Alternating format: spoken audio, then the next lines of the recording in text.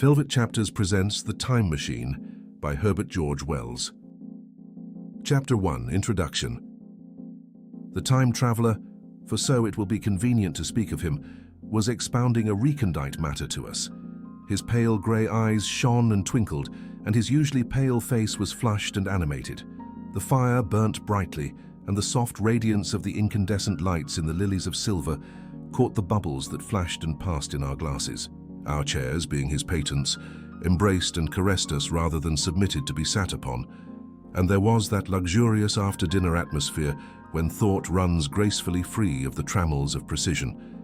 And he put it to us in this way, marking the points with a lean forefinger, as we sat and lazily admired his earnestness over this new paradox, as we thought it, and his fecundity. You must follow me carefully. I shall have to controvert one or two ideas that are almost universally accepted. The geometry, for instance, they taught you at school is founded on a misconception. Is not that rather a large thing to expect us to begin upon? Said Philby, an argumentative person with red hair. I do not mean to ask you to accept anything without reasonable ground for it. You will soon admit as much as I need from you. You know, of course, that a mathematical line, a line of thickness nil, has no real existence. They taught you that? Neither has a mathematical plane. These things are mere abstractions. That is all right, said the psychologist. Nor having only length, breadth, and thickness can a cube have a real existence. There I object, said Philby. Of course, a solid body may exist, all real things. So most people think. But wait a moment, can an instantaneous cube exist? Don't follow you, said Philby. Can a cube that does not last for any time at all have a real existence? Philby became pensive. Clearly, the time traveller proceeded, any real body must have extension in 4 directions. It must have length, breadth, thickness, and duration. But through a natural infirmity of the flesh, which I will explain to you in a moment, we incline to overlook this fact. There are really 4 dimensions, 3 which we call the 3 planes of space, and a 4th, time. There is, however, a tendency to draw an unreal distinction between the former 3 dimensions and the latter, because it happens that our consciousness moves intermittently in one direction along the latter from the beginning to the end of our lives. That, said a very young man making spasmodic efforts to relight his cigar over the lamp, that very clear indeed. Now it is very remarkable that this is so extensively overlooked, continued the time traveller, with a slight accession of cheerfulness. Really, this is what is meant by the 4th dimension, though some people who talk about the 4th dimension do not know they mean it. It is only another way of looking at time. There is no difference between time and any of the 3 dimensions of space, except that our consciousness moves along it. But some foolish people have got hold of the wrong side of that idea. You have all heard what they have to say about this 4th dimension? I have not, said the provincial mayor. It is simply this, that space, as our mathematicians have it, is spoken of as having 3 dimensions, which one may call length, breadth, and thickness, and is always definable by reference to 3 planes, each at right angles to the others. But some philosophical people have been asking why 3 dimensions particularly, why not another direction at right angles to the other 3, and have even tried to construct a 4-dimensional geometry. Professor Simon Newcomb was expounding this to the New York Mathematical Society only a month or so ago.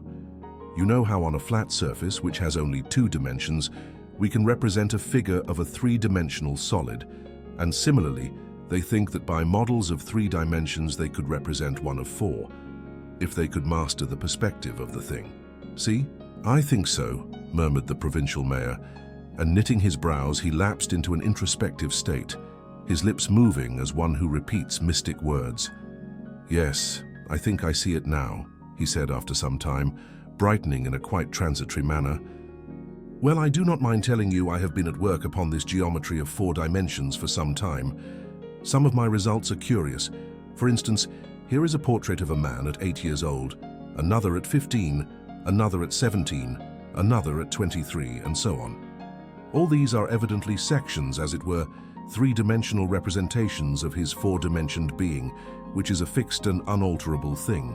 Scientific people, proceeded the time traveller, after the pause required for the proper assimilation of this, know very well that time is only a kind of space. Here is a popular scientific diagram, a weather record. This line I trace with my finger shows the movement of the barometer. Yesterday it was so high. Yesterday night it fell, then this morning it rose again, and so gently upward to here. Surely the mercury did not trace this line in any of the dimensions of space generally recognized. But certainly it traced such a line, and that line, therefore, we must conclude was along the time dimension. But, said the medical man, staring hard at a coal in the fire, if time is really only a fourth dimension of space, why is it, and why has it always been, regarded as something different? And why cannot we move in time as we move about in the other dimensions of space? The time traveler smiled.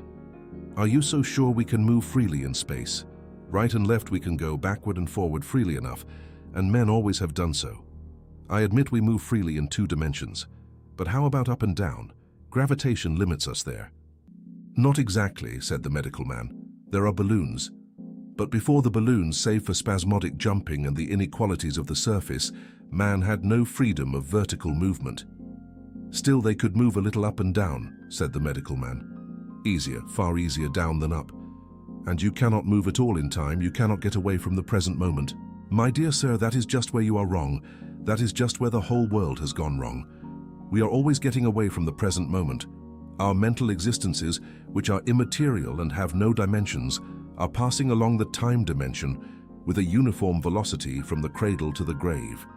Just as we should travel down if we began our existence 50 miles above the Earth's surface. But the great difficulty is this, interrupted the psychologist. You can move about in all directions of space, but you cannot move about in time. That is the germ of my great discovery. But you are wrong to say that we cannot move about in time. For instance, if I am recalling an incident very vividly, I go back to the instant of its occurrence. I become absent-minded, as you say. I jump back for a moment.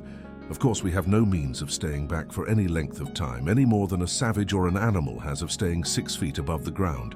But a civilized man is better off than the savage in this respect. He can go up against gravitation in a balloon, and why should he not hope that ultimately he may be able to stop or accelerate his drift along the time dimension, or even turn about and travel the other way? Oh, this, began Philby, is all... Why not? Said the time traveler. It's against reason, said Philby. What reason? Said the time traveler.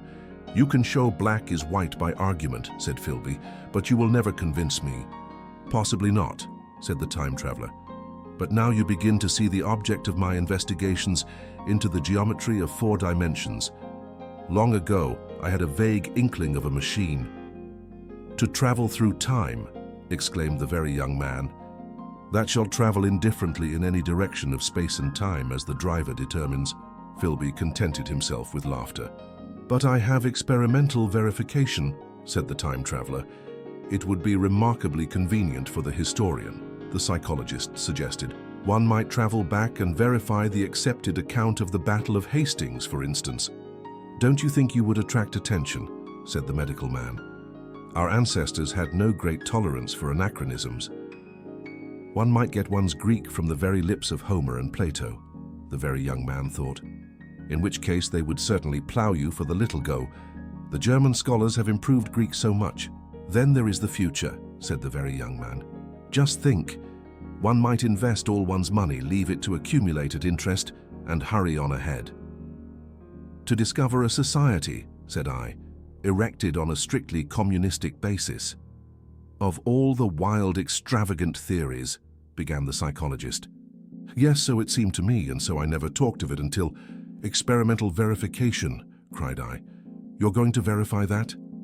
The experiment, cried Philby, who was getting brain-weary. Let's see your experiment anyhow, said the psychologist. Though it's all humbug, you know. The time traveler smiled round at us.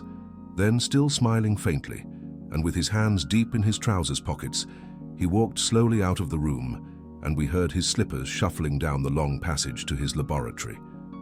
The psychologist looked at us. I wonder what he's got. Some sleight of hand trick or other, said the medical man, and Philby tried to tell us about a conjurer he had seen at Burslem, but before he had finished his preface, the time traveler came back, and Philby's anecdote collapsed. Chapter 2. The Machine. The thing the time traveler held in his hand was a glittering metallic framework, scarcely larger than a small clock, and very delicately made. There was ivory in it, and some transparent, crystalline substance. And now I must be explicit, for this that follows, unless his explanation is to be accepted, is an absolutely unaccountable thing. He took one of the small octagonal tables that were scattered about the room and set it in front of the fire, with 2 legs on the hearthrug. On this table he placed the mechanism. Then he drew up a chair and sat down. The only other object on the table was a small shaded lamp, the bright light of which fell upon the model. There were also perhaps a dozen candles about, 2 in brass candlesticks upon the mantel, and several in sconces, so that the room was brilliantly illuminated. I sat in a low armchair nearest the fire, and I drew this forward so as to be almost between the time traveler and the fireplace. Philby sat behind him looking over his shoulder. The medical man and the provincial mayor watched him in profile from the right, the psychologist from the left. The very young man stood behind the psychologist. We were all on the alert.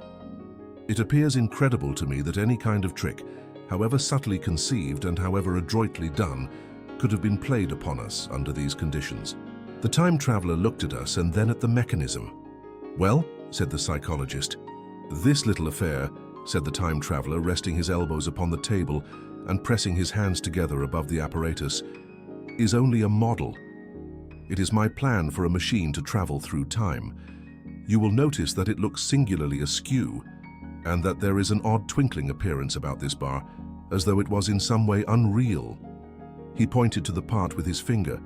"Also, here is one little white lever, and here is another." The medical man got up out of his chair and peered into the thing. "It's beautifully made," he said. "It took 2 years to make," retorted the time traveler. Then, when we had all imitated the action of the medical man, he said, "Now I want you clearly to understand that this lever being pressed over sends the machine gliding into the future, and this other reverses the motion. This saddle represents the seat of a time traveler. Presently I am going to press the lever, and off the machine will go. It will vanish, pass into future time, and disappear. Have a good look at the thing. Look at the table too, and satisfy yourselves there is no trickery. I don't want to waste this model and then be told I'm a quack." There was a minute's pause, perhaps. The psychologist seemed about to speak to me, but changed his mind. Then the time traveler put forth his finger towards the lever. "No," he said suddenly, "lend me your hand." And turning to the psychologist, he took that individual's hand in his own and told him to put out his forefinger, so that it was the psychologist himself who sent forth the model time machine on its interminable voyage. We all saw the lever turn. I'm absolutely certain there was no trickery. There was a breath of wind and the lamp flame jumped. One of the candles on the mantel was blown out, and the little machine suddenly swung round, became indistinct, was seen as a ghost for a second perhaps, as an eddy of faintly glittering brass and ivory. And it was gone, vanished. Save for the lamp, the table was bare. Everyone was silent for a minute. Then Philby said he was damned. The psychologist recovered from his stupor and suddenly looked under the table. At that, the time traveler laughed cheerfully. "Well," he said, with a reminiscence of the psychologist. Then, getting up, he went to the tobacco jar on the mantel and, with his back to us, began to fill his pipe. We stared at each other. "Look here," said the medical man. "Are you in earnest about this? Do you seriously believe that that machine has traveled into time?" "Certainly," said the time traveler, stooping to light a spill at the fire. Then he turned, lighting his pipe, to look at the psychologist's face. The psychologist, to show that he was not unhinged, helped himself to a cigar and tried to light it uncut. "What is more, I have a big machine nearly finished in there," he indicated the laboratory, "and when that is put together, I mean to have a journey on my own account." "You mean to say that that machine has traveled into the future?" said Philby. "Into the future or the past, I don't for certain know which." After an interval, the psychologist had an inspiration. "It must have gone into the past if it has gone anywhere," he said. "Why?" said the time traveler. "The time." "Because I presume that it has not moved in space, and if it traveled into the future, it would still be here all this time, since it must have traveled through this time."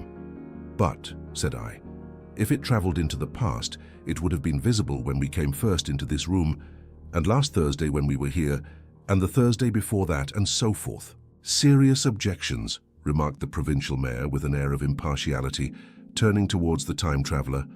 Not a bit, said the time traveler, and, to the psychologist, you think. You can explain that. It's presentation below the threshold, you know, diluted presentation. So, of course, said the psychologist and reassured us. That's a simple point of psychology. I should have thought of it. It's plain enough and helps the paradox delightfully. We cannot see it, nor can we appreciate this machine, any more than we can the spoke of a wheel spinning or a bullet flying through the air. If it is traveling through time 50 times or 100 times faster than we are, if it gets through a minute while we get through a second, the impression it creates will of course be only 1/50th or 100th of what it would make if it were not traveling in time. That's plain enough. He passed his hand through the space in which the machine had been. You see, he said, laughing. We sat and stared at the vacant table for a minute or so. Then the time traveler asked us what we thought of it all. It sounds plausible enough tonight, said the medical man, but wait until tomorrow. Wait for the common sense of the morning. Would you like to see the time machine itself? Asked the time traveler. And therewith, taking the lamp in his hand, he led the way down the long, drafty corridor to his laboratory. I remember vividly the flickering light, his queer, broad head in silhouette, the dance of the shadows, how we all followed him, puzzled but incredulous, and how there in the laboratory we beheld a larger edition of the little mechanism which we had seen vanish from before our eyes. Parts were of nickel, parts of ivory. Parts had certainly been filed or sawn out of rock crystal. The thing was generally complete, but the twisted crystalline bars lay unfinished upon the bench beside some sheets of drawings, and I took one up for a better look at it. Quartz it seemed to be. Look here, said the medical man. Are you perfectly serious? Or is this a trick like that ghost you showed us last Christmas? Upon that machine, said the time traveler, holding the lamp aloft. I intend to explore time. Is that plain? I was never more serious in my life. None of us quite knew how to take it. I caught Philby's eye over the shoulder of the medical man, and he winked at me solemnly. Chapter 3. The Time Traveler Returns. I think that at that time none of us quite believed in the time machine. The fact is, the time traveler was one of those men who are too clever to be believed. You never felt that you saw all round him. You always suspected some subtle reserve, some ingenuity and ambush behind his lucid frankness. Had Philby shown the model and explained the matter in the time traveler's words, we should have shown him far less skepticism. For we should have perceived his motives. A pork butcher could understand Philby. But the time traveler had more than a touch of whim among his elements, and we distrusted him. Things that would have made the fame of a less clever man seemed tricks in his hands. It is a mistake to do things too easily. The serious people who took him seriously never felt quite sure of his deportment. They were somehow aware that trusting their reputations for judgment with him was like furnishing a nursery with eggshell china. So I don't think any of us said very much about time traveling in the interval between that Thursday and the next, though its odd potentialities ran, no doubt, in most of our minds. Its plausibility, that is, its practical incredibleness, the curious possibilities of anachronism and of utter confusion it suggested. For my own part, I was particularly preoccupied with the trick of the model, that I remember discussing with the medical man, whom I met on Friday at the Linnaean. He said he had seen a similar thing at Tübingen and laid considerable stress on the blowing out of the candle, but how the trick was done he could not explain. The next Thursday I went again to Richmond. I suppose I was one of the time traveler's most constant guests, and arriving late found 4 or 5 men already assembled in his drawing room. The medical man was standing before the fire with a sheet of paper in one hand and his watch in the other. I looked round for the time traveler and, "It's 7:30 now," said the medical man. "I suppose we'd better have dinner." "Where's—" said I, naming our host. "You've just come? It's rather odd. He's unavoidably detained. He asks me in this note to lead off with dinner at 7 if he's not back. Says he'll explain when he comes." "It seems a pity to let the dinner spoil," said the editor of a well-known daily paper, and thereupon the doctor rang the bell. The psychologist was the only person besides the doctor and myself who had attended the previous dinner. The other men were blank, the editor aforementioned, a certain journalist, and another, a quiet, shy man with a beard, whom I didn't know, and who, as far as my observation went, never opened his mouth all the evening. There was some speculation at the dinner table about the time traveler's absence, and I suggested time traveling in a half-jocular spirit. The editor wanted that explained to him, and the psychologist volunteered a wooden account of the ingenious paradox and trick we had witnessed that day week. He was in the midst of his exposition when the door from the corridor opened slowly and without noise. I was facing the door and saw it first. "Hello," I said, "at last." And the door opened wider and the time traveler stood before us. I gave a cry of surprise. "Good heavens! Man, what's the matter?" cried the medical man, who saw him next, and the whole tableful turned towards the door. He was in an amazing plight. His coat was dusty and dirty and smeared with green down the sleeves, his hair disordered, and as it seemed to me grayer, either with dust and dirt or because its color had actually faded. His face was ghastly pale. His chin had a brown cut on it, a cut half-healed. His expression was haggard and drawn as by intense suffering. For a moment he hesitated in the doorway, as if he had been dazzled by the light.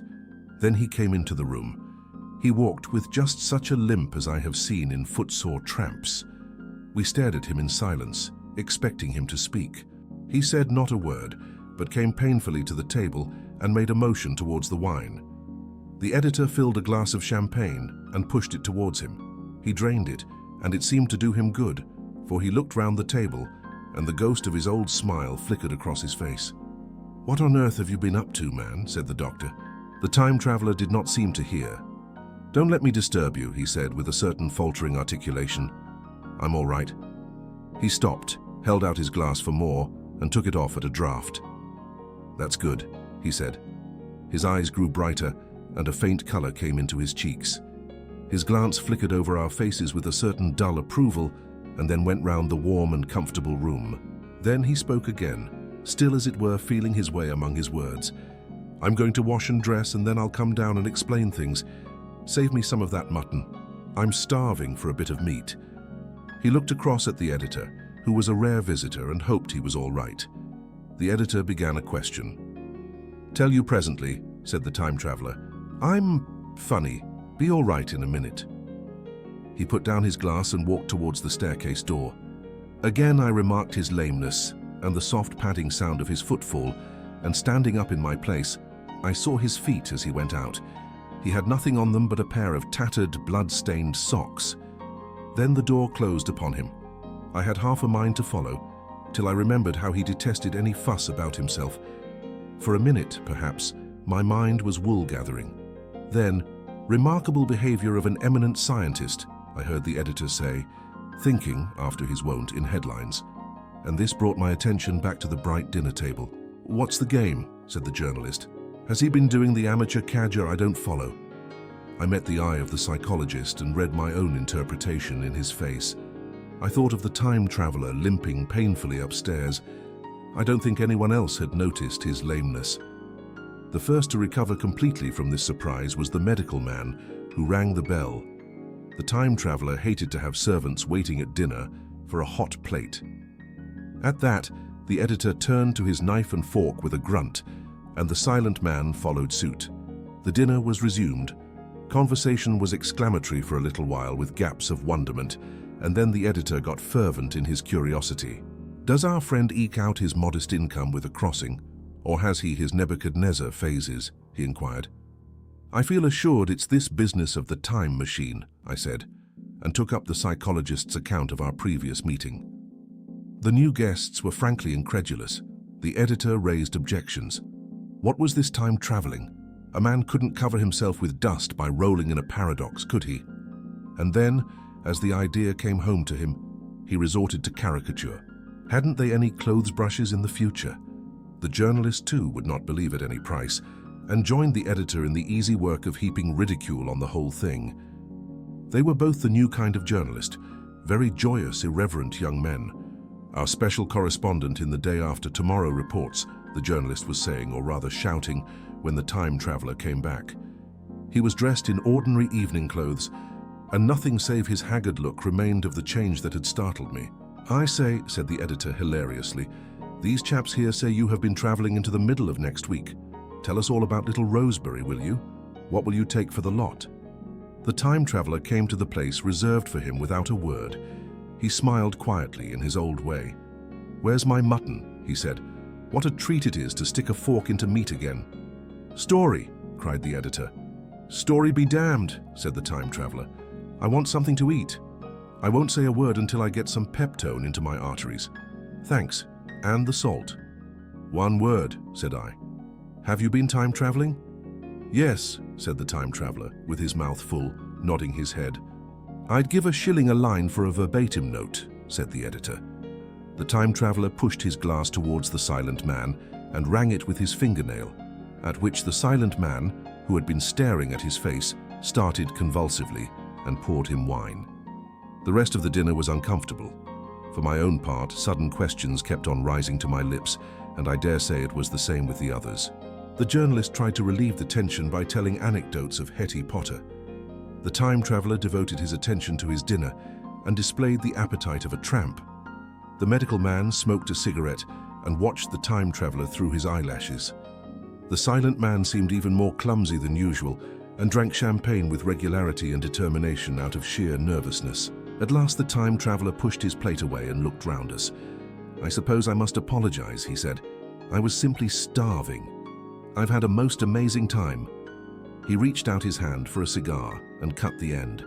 "But come into the smoking room. It's too long a story to tell over greasy plates."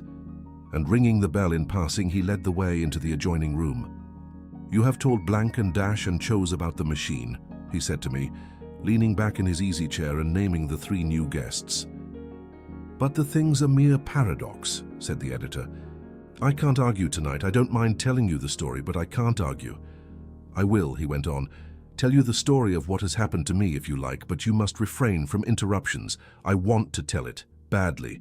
Most of it will sound like lying. So be it. It's true, every word of it all the same. I was in my laboratory at 4 o'clock, and since then, I've lived 8 days. Such days as no human being ever lived before. I'm nearly worn out, but I shan't sleep till I've told this thing over to you. Then I shall go to bed. But no interruptions. Is it agreed?" "Agreed," said the editor, and the rest of us echoed, "Agreed." And with that, the time traveler began his story as I have set it forth. He sat back in his chair at first and spoke like a weary man. Afterwards, he got more animated. In writing it down, I feel with only too much keenness the inadequacy of pen and ink, and above all, my own inadequacy to express its quality. You read, I will suppose, attentively enough, but you cannot see the speaker's white, sincere face in the bright circle of the little lamp, nor hear the intonation of his voice.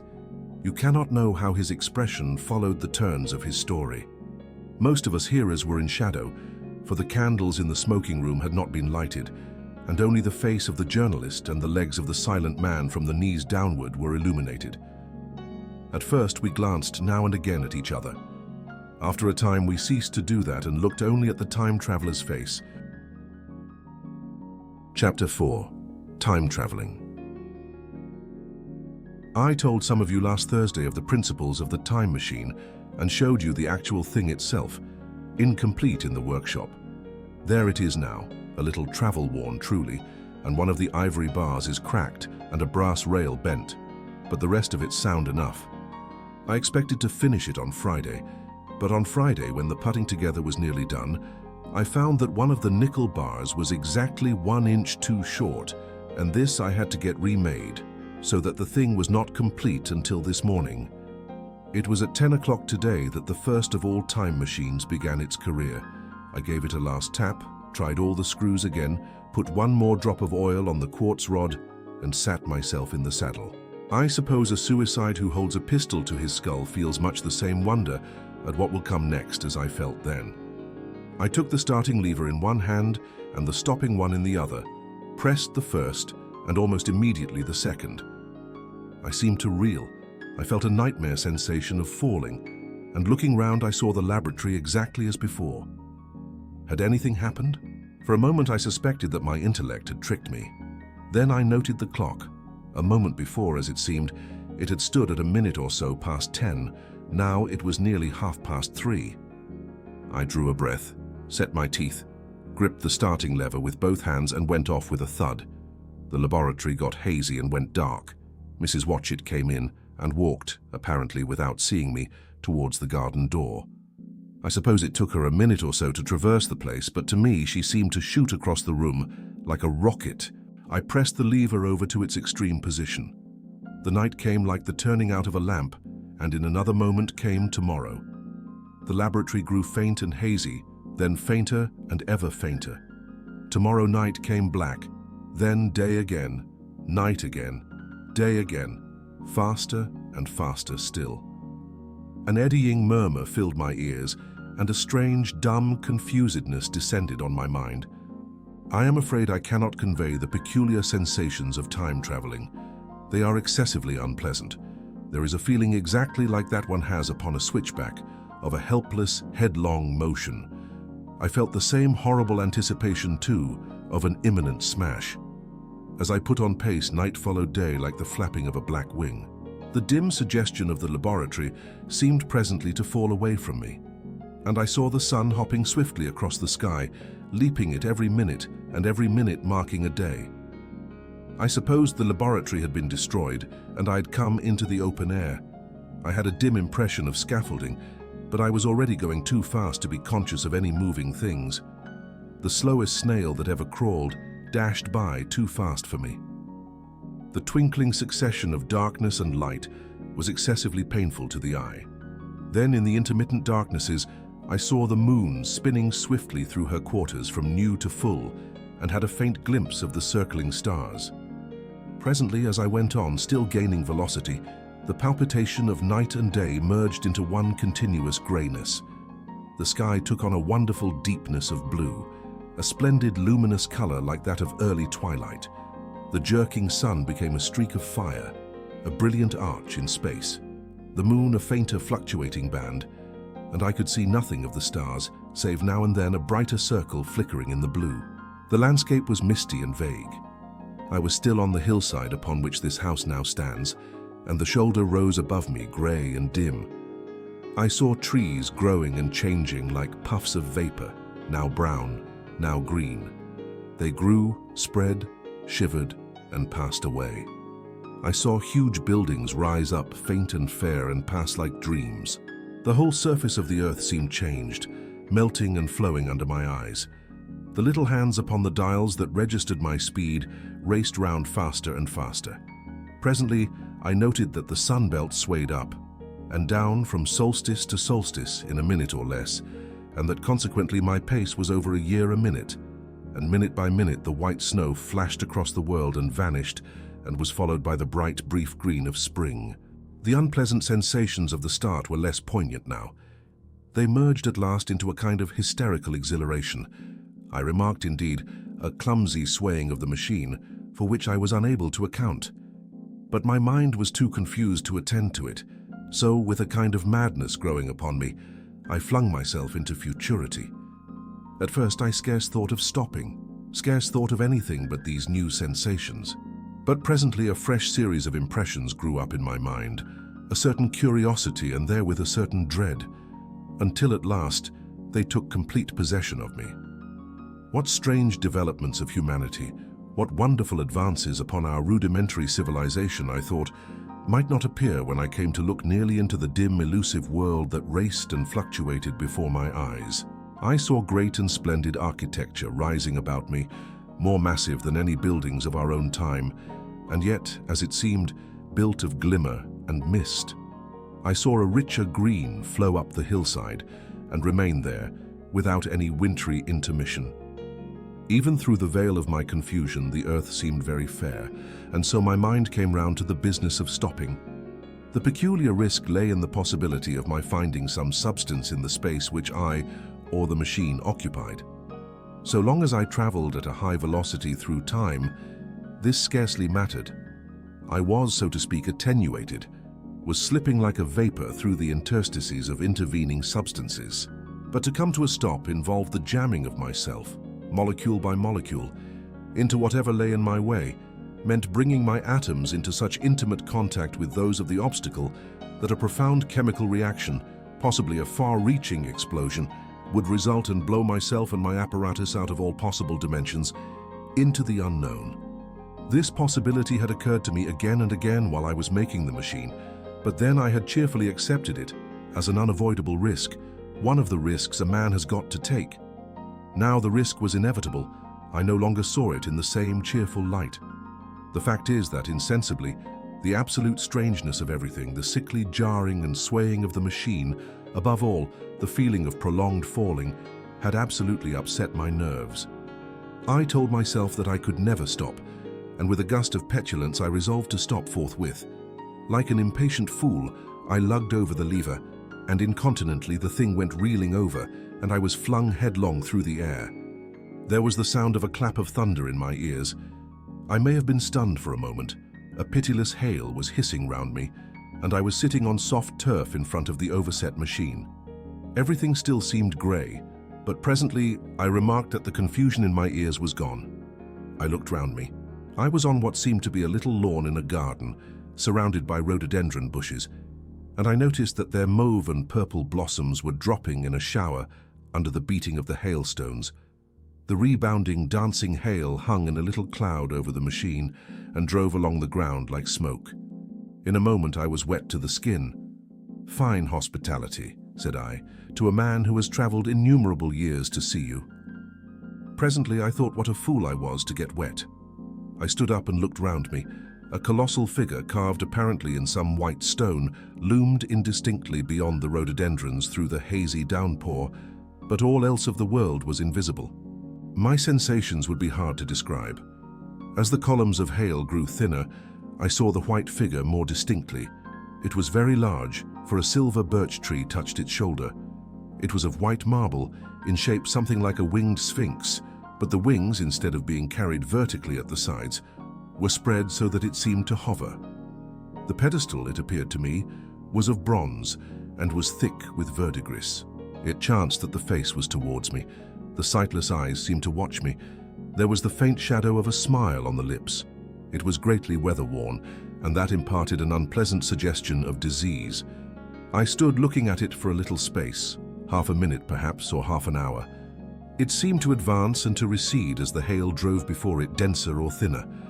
At last I tore my eyes from it for a moment and saw that the hail curtain had worn threadbare and that the sky was lightening with the promise of the sun. I looked up again at the crouching white shape, and the full temerity of my voyage came suddenly upon me. What might appear when that hazy curtain was altogether withdrawn? What might not have happened to men? What if cruelty had grown into a common passion? What if in this interval the race had lost its manliness and had developed into something inhuman, unsympathetic, and overwhelmingly powerful? I might seem some old-world savage animal, only the more dreadful and disgusting for our common likeness, a foul creature to be incontinently slain. Already I saw other vast shapes, huge buildings with intricate parapets and tall columns, with a wooded hillside dimly creeping in upon me through the lessening storm. I was seized with a panic fear. I turned frantically to the time machine and strove hard to readjust it. As I did so, the shafts of the sun smote through the thunderstorm. The grey downpour was swept aside and vanished like the trailing garments of a ghost. Above me, in the intense blue of the summer sky, some faint brown shreds of cloud whirled into nothingness. The great buildings about me stood out clear and distinct, shining with the wet of the thunderstorm, and picked out in white by the unmelted hailstones piled along their courses. I felt naked in a strange world. I felt as perhaps a bird may feel in the clear air, knowing the hawk wings above and will swoop. My fear grew to frenzy. I took a breathing space, set my teeth, and again grappled fiercely wrist and knee with the machine. It gave under my desperate onset and turned over. It struck my chin violently. One hand on the saddle, the other on the lever, I stood panting heavily in attitude to mount again. But with this recovery of a prompt retreat, my courage recovered. I looked more curiously and less fearfully at this world of the remote future. In a circular opening, high up in the wall of the nearer house, I saw a group of figures clad in rich, soft robes. They had seen me and their faces were directed towards me. Then I heard voices approaching me. Coming through the bushes by the white Sphinx were the heads and shoulders of men running. One of these emerged in a pathway leading straight to the little lawn upon which I stood with my machine. He was a slight creature, perhaps 4 feet high, clad in a purple tunic, girdled at the waist with a leather belt. Sandals or buskins, I could not clearly distinguish which, were on his feet. His legs were bare to the knees and his head was bare. Noticing that, I noticed for the first time how warm the air was. He struck me as being a very beautiful and graceful creature, but indescribably frail. His flushed face reminded me of the more beautiful kind of consumptive, that hectic beauty of which we used to hear so much. At the sight of him, I suddenly regained confidence. I took my hands from the machine. Chapter 5. In the Golden Age. In another moment we were standing face to face, I and this fragile thing out of futurity. He came straight up to me and laughed into my eyes. The absence from his bearing of any sign of fear struck me at once. Then he turned to the 2 others who were following him and spoke to them in a strange and very sweet and liquid tongue. There were others coming, and presently a little group of perhaps 8 or 10 of these exquisite creatures were about me. One of them addressed me. It came into my head, oddly enough, that my voice was too harsh and deep for them. So I shook my head and, pointing to my ears, shook it again. He came a step forward, hesitated, and then touched my hand. Then I felt other soft little tentacles upon my back and shoulders. They wanted to make sure I was real. There was nothing in this at all alarming. Indeed, there was something in these pretty little people that inspired confidence, a graceful gentleness, a certain childlike ease. And besides, they looked so frail that I could fancy myself flinging the whole dozen of them about like ninepins. But I made a sudden motion to warn them when I saw their little pink hands feeling at the time machine. Happily then, when it was not too late, I thought of a danger I had hitherto forgotten, and reaching over the bars of the machine, I unscrewed the little levers that would set it in motion and put these in my pocket. Then I turned again to see what I could do in the way of communication. And then, looking more nearly into their features, I saw some further peculiarities in their Dresden china type of prettiness. Their hair, which was uniformly curly, came to a sharp end at the neck and cheek.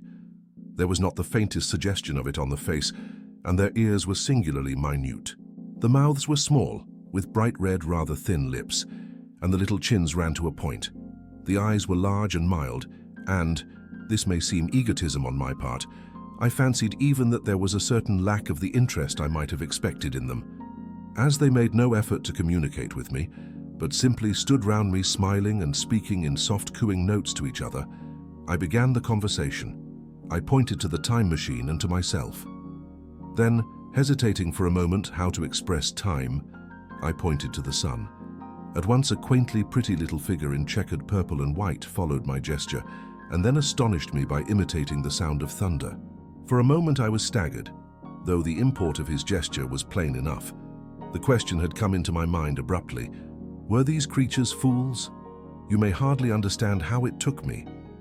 You see, I had always anticipated that the people of the year 802,000 odd would be incredibly in front of us in knowledge, art, everything.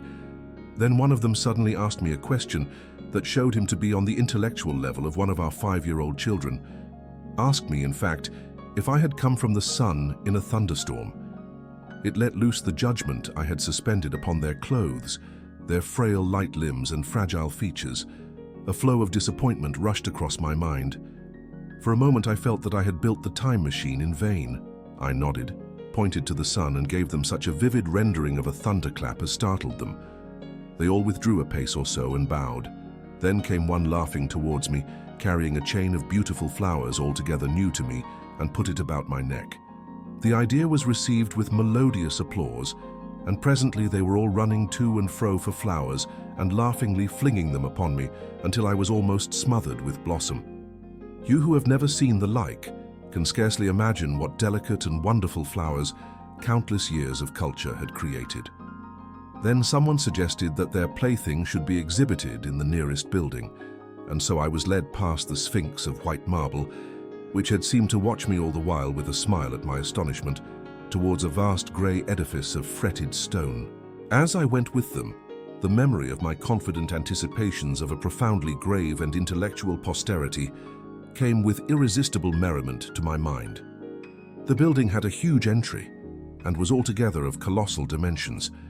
I was naturally most occupied with the growing crowd of little people and with the big open portals that yawned before me, shadowy and mysterious. My general impression of the world I saw over their heads was a tangled waste of beautiful bushes and flowers, a long, neglected and yet weedless garden. I saw a number of tall spikes of strange white flowers, measuring a foot perhaps across the spread of the waxen petals. They grew scattered, as if wild, among the variegated shrubs, but, as I say, I did not examine them closely at this time. The time machine was left deserted on the turf among the rhododendrons. The arch of the doorway was richly carved, but naturally I did not observe the carving very narrowly, though I fancied I saw suggestions of old Phoenician decorations as I passed through, and it struck me that they were very badly broken and weather-worn. Several more brightly clad people met me in the doorway, and so we entered, I dressed in dingy 19th century garments, looking grotesque enough, garlanded with flowers, and surrounded by an eddying mass of bright, soft-colored robes and shining white limbs, in a melodious whirl of laughter and laughing speech. The big doorway opened into a proportionately great hall hung with brown. The roof was in shadow, and the windows, partially glazed with colored glass and partially unglazed, admitted a tempered light. The floor was made up of huge blocks of some very hard white metal, not plates nor slabs, blocks, and it was so much worn, as I judged by the going to and fro of past generations, as to be deeply channeled along the more frequented ways. Transverse to the length were innumerable tables made of slabs of polished stone, raised perhaps a foot from the floor, and upon these were heaps of fruits. Some I recognized as a kind of hypertrophied raspberry and orange, but for the most part they were strange. Between the tables was scattered a great number of cushions. Upon these my conductors seated themselves, signing for me to do likewise. With a pretty absence of ceremony, they began to eat the fruit with their hands, flinging peel and stalks and so forth into the round openings in the sides of the tables. I was not loath to follow their example, for I felt thirsty and hungry. As I did so, I surveyed the hall at my leisure. And perhaps the thing that struck me most was its dilapidated look. The stained glass windows, which displayed only a geometrical pattern, were broken in many places, and the curtains that hung across the lower end were thick with dust. And it caught my eye that the corner of the marble table near me was fractured. Nevertheless, the general effect was extremely rich and picturesque. There were perhaps a couple of hundred people dining in the hall, and most of them, seated as near to me as they could come, were watching me with interest, their little eyes shining over the fruit they were eating. All were clad in the same soft and yet strong silky material. Fruit, by the by, was all their diet. These people of the remote future were strict vegetarians, and while I was with them, in spite of some carnal cravings, I had to be frugivorous also. Indeed, I found afterwards that horses, cattle, sheep, dogs had followed the ichthyosaurus into extinction. But the fruits were very delightful. One in particular that seemed to be in season all the time I was there, a flowery thing in a three-sided husk, was especially good, and I made it my staple. At first I was puzzled by all these strange fruits, and by the strange flowers I saw, but later I began to perceive their import. However, I am telling you of my fruit dinner in the distant future now. So soon as my appetite was a little checked, I determined to make a resolute attempt to learn the speech of these new men of mine. Clearly, that was the next thing to do. The fruits seemed a convenient thing to begin upon, and holding one of these up, I began a series of interrogative sounds and gestures. I had some considerable difficulty in conveying my meaning. At first, my efforts met with a stare of surprise or inextinguishable laughter, but presently a fair-haired little creature seemed to grasp my intention and repeated a name. They had to chatter and explain the business at great length to each other, and my first attempts to make the exquisite little sounds of their language caused an immense amount of genuine, if uncivil, amusement. However, I felt like a schoolmaster amidst children and persisted, and presently I had a score of noun substantives at least at my command, and then I got to demonstrative pronouns and even the verb to eat. But it was slow work, and the little people soon tired and wanted to get away from my interrogations, So I determined, rather of necessity, to let them give their lessons in little doses when they felt inclined. And very little doses I found they were before long, for I never met people more indolent or easily fatigued. Chapter 6. The Sunset of Mankind. A queer thing I soon discovered about my little hosts, and that was their lack of interest. They would come to me with eager cries of astonishment, like children, but like children they would soon stop examining me and wander away after some other toy. The dinner and my conversational beginnings ended. I noted for the first time that almost all those who had surrounded me at first were gone. It is odd, too, how speedily I came to disregard these little people. I went out through the portal into the sunlit world again as soon as my hunger was satisfied. I was continually meeting more of these men of the future, who would follow me a little distance, chatter and laugh about me, and having smiled and gesticulated in a friendly way, leave me again to my own devices. The calm of evening was upon the world as I emerged from the great hall, and the scene was lit by the warm glow of the setting sun. At first things were very confusing. Everything was so entirely different from the world I had known, even the flowers. The big building I had left was situated on the slope of a broad river valley, but the Thames had shifted perhaps a mile from its present position. I resolved to mount to the summit of a crest, perhaps a mile and a half away, from which I could get a wider view of this our planet in the year 800 and 2701 AD. For that, I should explain, was the date the little dials of my machine recorded. As I walked, I was watching for every impression that could possibly help to explain the condition of ruinous splendor in which I found the world, for ruinous it was. A little way up the hill, for instance, was a great heap of granite, bound together by masses of aluminium, a vast labyrinth of precipitous walls and crumpled heaps, amidst which were thick heaps of very beautiful pagoda-like plants, nettles possibly, but wonderfully tinted with brown about the leaves and incapable of stinging. It was evidently the derelict remains of some vast structure, to what end built I could not determine. It was here that I was destined, at a later date, to have a very strange experience, the first intimation of a still stranger discovery, but of that I will speak in its proper place. Looking round with a sudden thought, from a terrace on which I rested for a while, I realized that there were no small houses to be seen. Apparently the single house, and possibly even the household, had vanished. Here and there among the greenery were palace-like buildings, but the house and the cottage, which form such characteristic features of our own English landscape, had disappeared. Communism, said I to myself, and on the heels of that came another thought. I looked at the half-dozen little figures that were following me. Then, in a flash, I perceived that all had the same form of costume, the same soft, hairless visage, and the same girlish rotundity of limb. It may seem strange, perhaps, that I had not noticed this before, but everything was so strange. Now I saw the fact plainly enough, in costume and in all the differences of texture and bearing that now mark off the sexes from each other. These people of the future were alike, and the children seemed to my eyes to be but the miniatures of their parents. I judged then that the children of that time were extremely precocious, physically at least, and I found afterwards abundant verification of my opinion. Seeing the ease and security in which these people were living, I felt that this close resemblance of the sexes was after all what one would expect. For the strength of a man and the softness of a woman, the institution of the family, and the differentiation of occupations are mere militant necessities of an age of physical force. Where population is balanced and abundant, much childbearing becomes an evil rather than a blessing to the state. Where violence comes but rarely and offspring are secure, there is less necessity, indeed there is no necessity, for an efficient family, and the specialization of the sexes with reference to their children's needs disappears. We see some beginnings of this even in our own time, and in this future age it was complete. This, I must remind you, was my speculation at the time. Later I was to appreciate how far it fell short of the reality. While I was musing upon these things, my attention was attracted by a pretty little structure, like a well under a cupola. I thought in a transitory way of the oddness of wells still existing, and then resumed the thread of my speculations. There were no large buildings towards the top of the hill, and as my walking powers were evidently miraculous, I was presently left alone for the first time.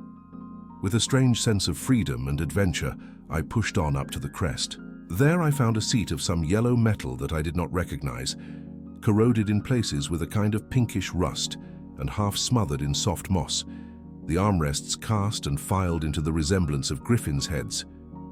I sat down on it, and I surveyed the broad view of our old world under the sunset of that long day. It was as sweet and fair a view as I have ever seen. The sun had already gone below the horizon, and the west was flaming gold, touched with some horizontal bars of purple and crimson. Below was the valley of the Thames, in which the river lay like a band of burnished steel. I have already spoken of the great palaces dotted about among the variegated greenery, some in ruins and some still occupied. Here and there rose a white or silvery figure in the waste garden of the earth. Here and there came the sharp vertical line of some cupola or obelisk.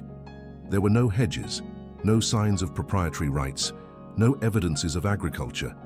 The whole earth had become a garden. So watching, I began to put my interpretation upon the things I had seen, and as it shaped itself to me that evening, my interpretation was something in this way. Afterwards I found I had got only a half-truth, or only a glimpse of one facet of the truth. It seemed to me that I had happened upon humanity upon the wane. The ruddy sunset set me thinking of the sunset of mankind. For the first time I began to realize an odd consequence of the social effort in which we are at present engaged. And yet come to think, it is a logical consequence enough. Strength is the outcome of need. Security sets a premium on feebleness. The work of ameliorating the conditions of life, the true civilizing process that makes life more and more secure, had gone steadily on to a climax. One triumph of a united humanity over nature had followed another. Things that are now mere dreams had become projects deliberately put in hand and carried forward. And the harvest was what I saw. After all, the sanitation and the agriculture of today are still in the rudimentary stage. The science of our time has attacked but a little department of the field of human disease, but even so, it spreads its operations very steadily and persistently. Our agriculture and horticulture destroy a weed just here and there and cultivate perhaps a score or so of wholesome plants, leaving the greater number to fight out a balance as they can. We improve our favorite plants and animals, and how few they are, gradually by selective breeding. Now a new and better peach, now a seedless grape, now a sweeter and larger flower, now a more convenient breed of cattle. We improve them gradually because our ideals are vague and tentative, and our knowledge is very limited, because nature too is shy and slow in our clumsy hands. Someday all this will be better organized and still better. That is the drift of the current in spite of the eddies. The whole world will be intelligent, educated, and cooperating. Things will move faster and faster towards the subjugation of nature. In the end, wisely and carefully, we shall readjust the balance of animal and vegetable life to suit our human needs. This adjustment, I say, must have been done, and done well. Done indeed for all time, in the space of time across which my machine had leapt. The air was free from gnats, the earth from weeds or fungi. Everywhere were fruits and sweet and delightful flowers. Brilliant butterflies flew hither and thither. The ideal of preventive medicine was attained. Diseases had been stamped out. I saw no evidence of any contagious diseases during all my stay, and I shall have to tell you later that even the processes of putrefaction and decay had been profoundly affected by these changes. Social triumphs too had been effected. I saw mankind housed in splendid shelters, gloriously clothed, and as yet I had found them engaged in no toil. There were no signs of struggle, neither social nor economical struggle. The shop, the advertisement, traffic, all that commerce which constitutes the body of our world was gone. It was natural on that golden evening that I should jump at the idea of a social paradise. The difficulty of increasing population had been met, I guessed, and population had ceased to increase. But with this change in condition comes inevitably adaptations to the change. What unless biological science is a mass of errors is the cause of human intelligence and vigor? Hardship and freedom, conditions under which the active, strong and subtle survive, and the weaker go to the wall. Conditions that put a premium upon the loyal alliance of capable men, upon self-restraint, patience and decision.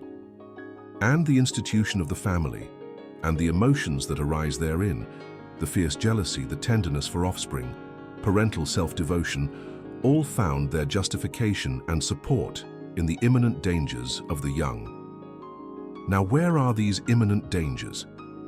There is a sentiment arising, and it will grow against connubial jealousy, against fierce maternity, against passion of all sorts, unnecessary things now, and things that make us uncomfortable, savage survivals, discords in a refined and pleasant life.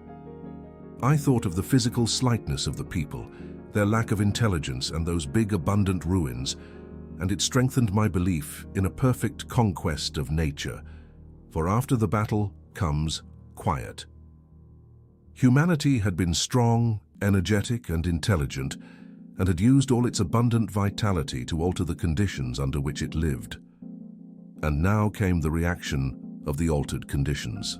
Under the new conditions of perfect comfort and security, that restless energy, that with us is strength, would become weakness. Even in our own time, certain tendencies and desires, once necessary to survival, are a constant source of failure. Physical courage and the love of battle, for instance, are no great help, may even be hindrances to a civilized man. And in a state of physical balance and security, power, intellectual as well as physical, would be out of place. For countless years I judged there had been no danger of war or solitary violence, no danger from wild beasts, no wasting disease to require strength of constitution, no need of toil. For such a life, what we should call the weak are as well equipped as the strong are indeed no longer weak. Better equipped indeed they are, for the strong would be fretted by an energy for which there was no outlet. No doubt the exquisite beauty of the buildings I saw was the outcome of the last surgings of the now purposeless energy of mankind before it settled down into perfect harmony with the conditions under which it lived, the flourish of that triumph which began the last great peace. This has ever been the fate of energy and security. It takes to art and to eroticism, and then come languor and decay. Even this artistic impetus would at last die away, had almost died in the time I saw. To adorn themselves with flowers, to dance, to sing in the sunlight, so much was left of the artistic spirit, and no more. Even that would fade in the end into a contented inactivity. We are kept keen on the grindstone of pain and necessity, and it seemed to me that here was that hateful grindstone broken at last. As I stood there in the gathering dark, I thought that in this simple explanation, I had mastered the problem of the world, mastered the whole secret of these delicious people. Possibly the checks they had devised for the increase of population had succeeded too well, and their numbers had rather diminished than kept stationary. That would account for the abandoned ruins. Very simple was my explanation, and plausible enough as most wrong theories are. Chapter 7. A Sudden Shock. As I stood there musing over this too perfect triumph of man, the full moon, yellow and gibbous, came up out of an overflow of silver light in the northeast. The bright little figures ceased to move about below, a noiseless owl flitted by, and I shivered with the chill of the night. I determined to descend and find where I could sleep.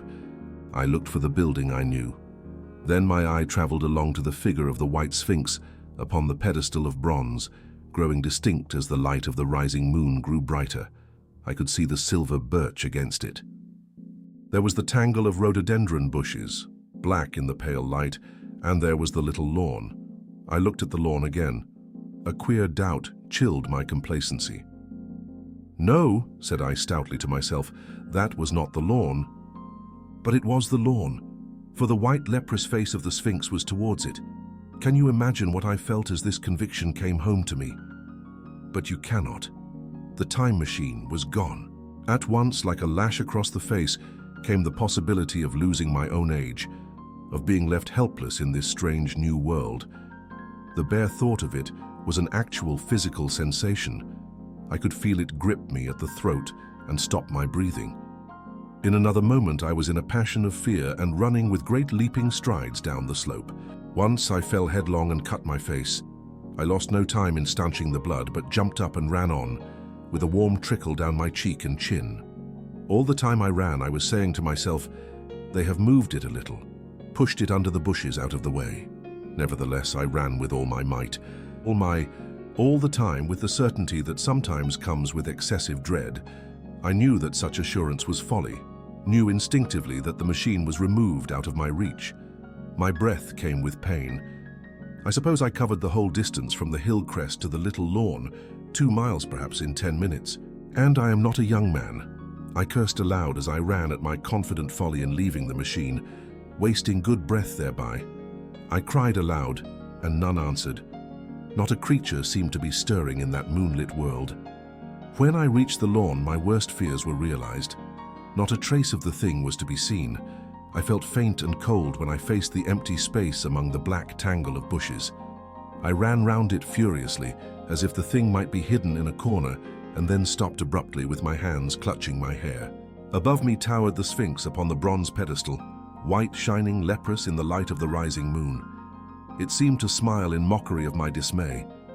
I might have consoled myself by imagining the little people had put the mechanism in some shelter for me, had I not felt assured of their physical and intellectual inadequacy. That is what dismayed me.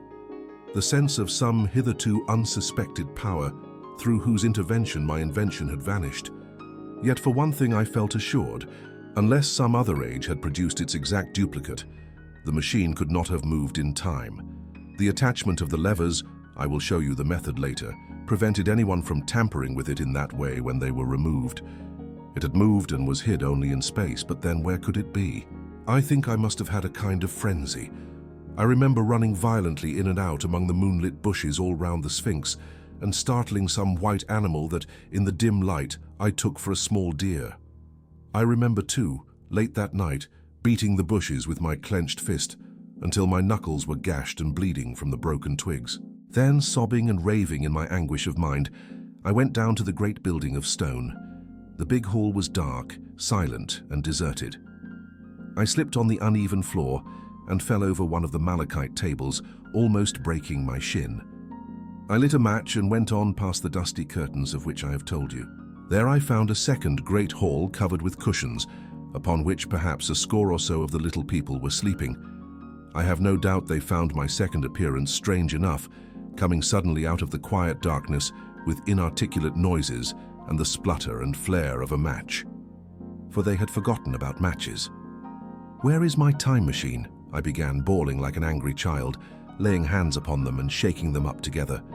It must have been very queer to them. Some laughed, most of them looked sorely frightened. When I saw them standing round me, it came into my head that I was doing as foolish a thing as it was possible for me to do under the circumstances, in trying to revive the sensation of fear. For reasoning from their daylight behavior, I thought that fear must be forgotten. Abruptly I dashed down the match, and knocking one of the people over in my course, went blundering across the big dining hall again, out under the moonlight. I heard cries of terror, and their little feet running and stumbling this way and that. I do not remember all I did as the moon crept up the sky. I suppose it was the unexpected nature of my loss that maddened me. I felt hopelessly cut off from my own kind, a strange animal in an unknown world. I must have raved to and fro, screaming and crying upon God and fate. I have a memory of horrible fatigue as the long night of despair wore away, of looking in this impossible place and that, of groping among moonlit ruins and touching strange creatures in the black shadows. At last, of lying on the ground near the Sphinx and weeping with absolute wretchedness, even anger at the folly of leaving the machine having leaked away with my strength. I had nothing left but misery. Then I slept, and when I woke again it was full day and a couple of sparrows were hopping round me on the turf within reach of my arm. I sat up in the freshness of the morning, trying to remember how I had got there and why I had such a profound sense of desertion and despair. Then things came clear in my mind. With the plain, reasonable daylight, I could look my circumstances fairly in the face. I saw the wild folly of my frenzy overnight, and I could reason with myself.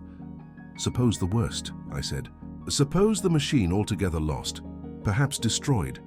It behoves me to be calm and patient, to learn the way of the people, to get a clear idea of the method of my loss, and the means of getting materials and tools, so that in the end, perhaps, I may make another. That would be my only hope, a poor hope perhaps, but better than despair. And after all, It was a beautiful and curious world, but probably the machine had only been taken away. Still, I must be calm and patient, find its hiding place and recover it by force or cunning. And with that, I scrambled to my feet and looked about me, wondering where I could bathe. I felt weary, stiff, and travel-soiled. The freshness of the morning made me desire an equal freshness.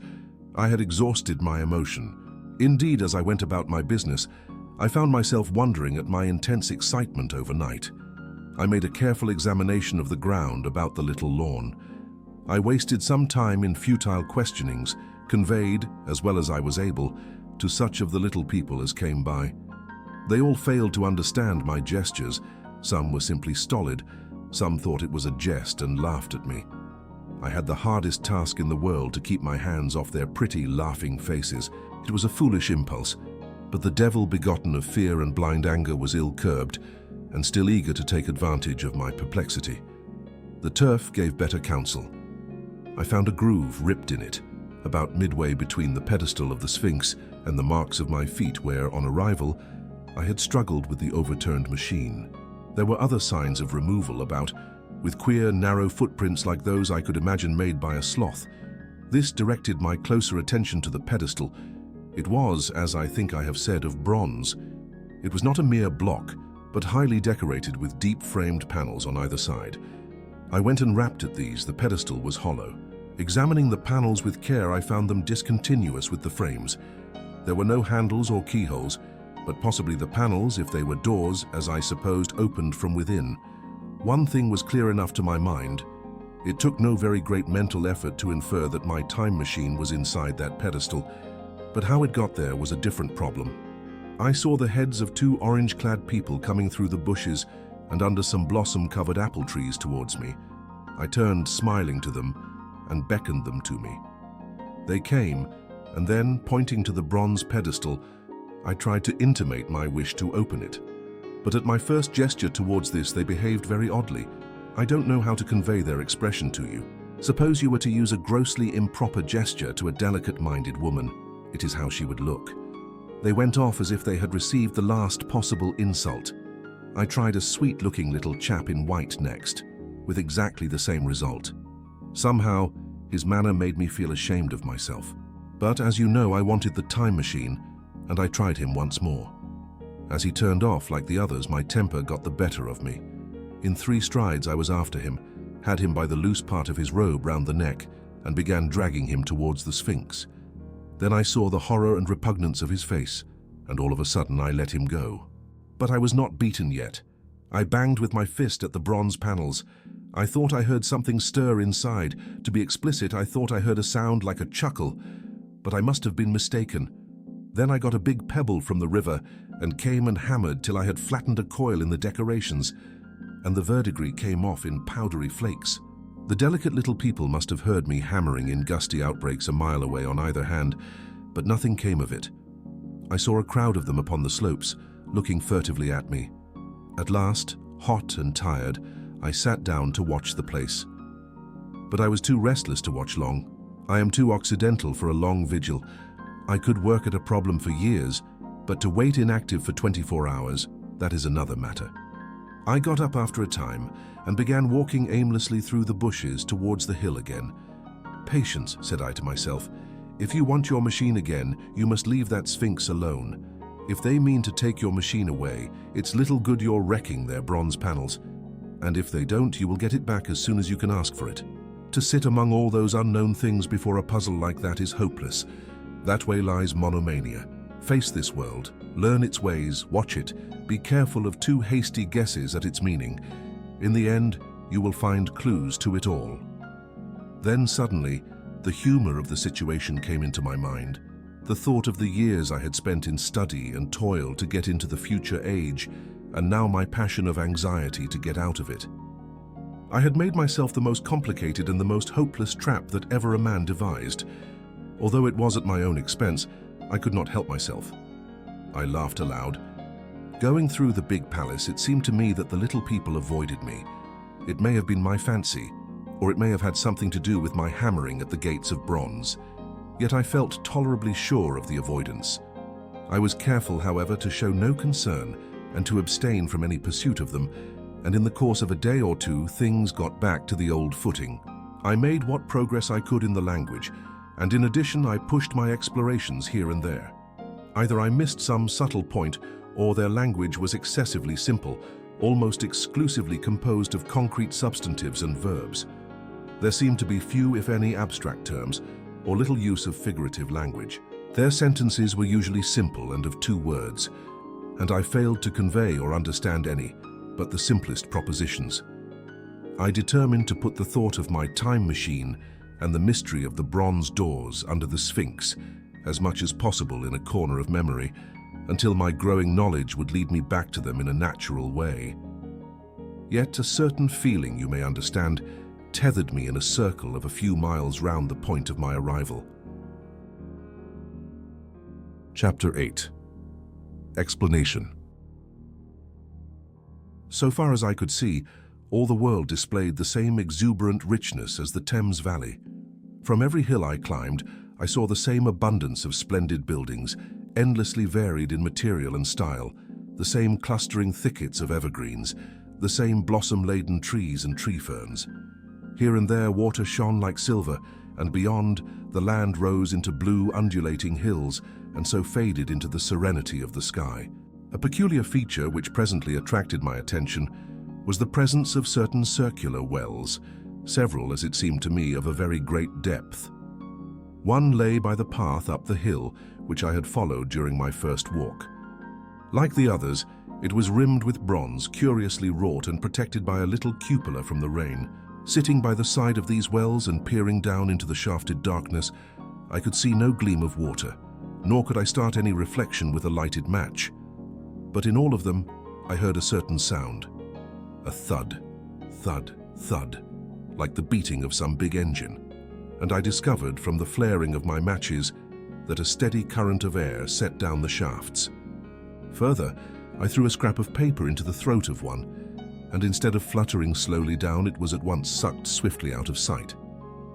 After a time, too, I came to connect these wells with tall towers standing here and there upon the slopes, for above them there was often just such a flicker in the air as one sees on a hot day above a sun-scorched beach. Putting things together, I reached a strong suggestion of an extensive system of subterranean ventilation, whose true import it was difficult to imagine. I was at first inclined to associate it with the sanitary apparatus of these people. It was an obvious conclusion, but it was absolutely wrong. And here I must admit that I learnt very little of drains and bells and modes of conveyance and the like conveniences during my time in this real future. In some of these visions of utopias and coming times which I have read, there is a vast amount of detail about building and social arrangements and so forth. But while such details are easy enough to obtain when the whole world is contained in one's imagination, they are altogether inaccessible to a real traveller amid such realities as I found here. Conceive the tale of London, which a Negro, fresh from Central Africa, would take back to his tribe. What would he know of railway companies, of social movements, of telephone and telegraph wires, of the parcels delivery company and postal orders and the like? Yet we at least should be willing enough to explain these things to him. And even of what he knew, how much could he make his untravelled friend either apprehend or believe? Then think how narrow the gap between a Negro and a white man of our own times, and how wide the interval between myself and these of the Golden Age. I was sensible of much which was unseen and which contributed to my comfort. But save for a general impression of automatic organization, I fear I can convey very little of the difference to your mind. In the matter of sepulture, for instance, I could see no signs of crematoria nor anything suggestive of tombs. But it occurred to me that possibly there might be cemeteries or crematoria somewhere beyond the range of my explorings. This again was a question I deliberately put to myself, and my curiosity was at first entirely defeated upon the point. The thing puzzled me, and I was led to make a further remark, which puzzled me still more, that aged and infirm among this people there were none. I must confess that my satisfaction with my first theories of an automatic civilization and a decadent humanity did not long endure, yet I could think of no other. Let me put my difficulties.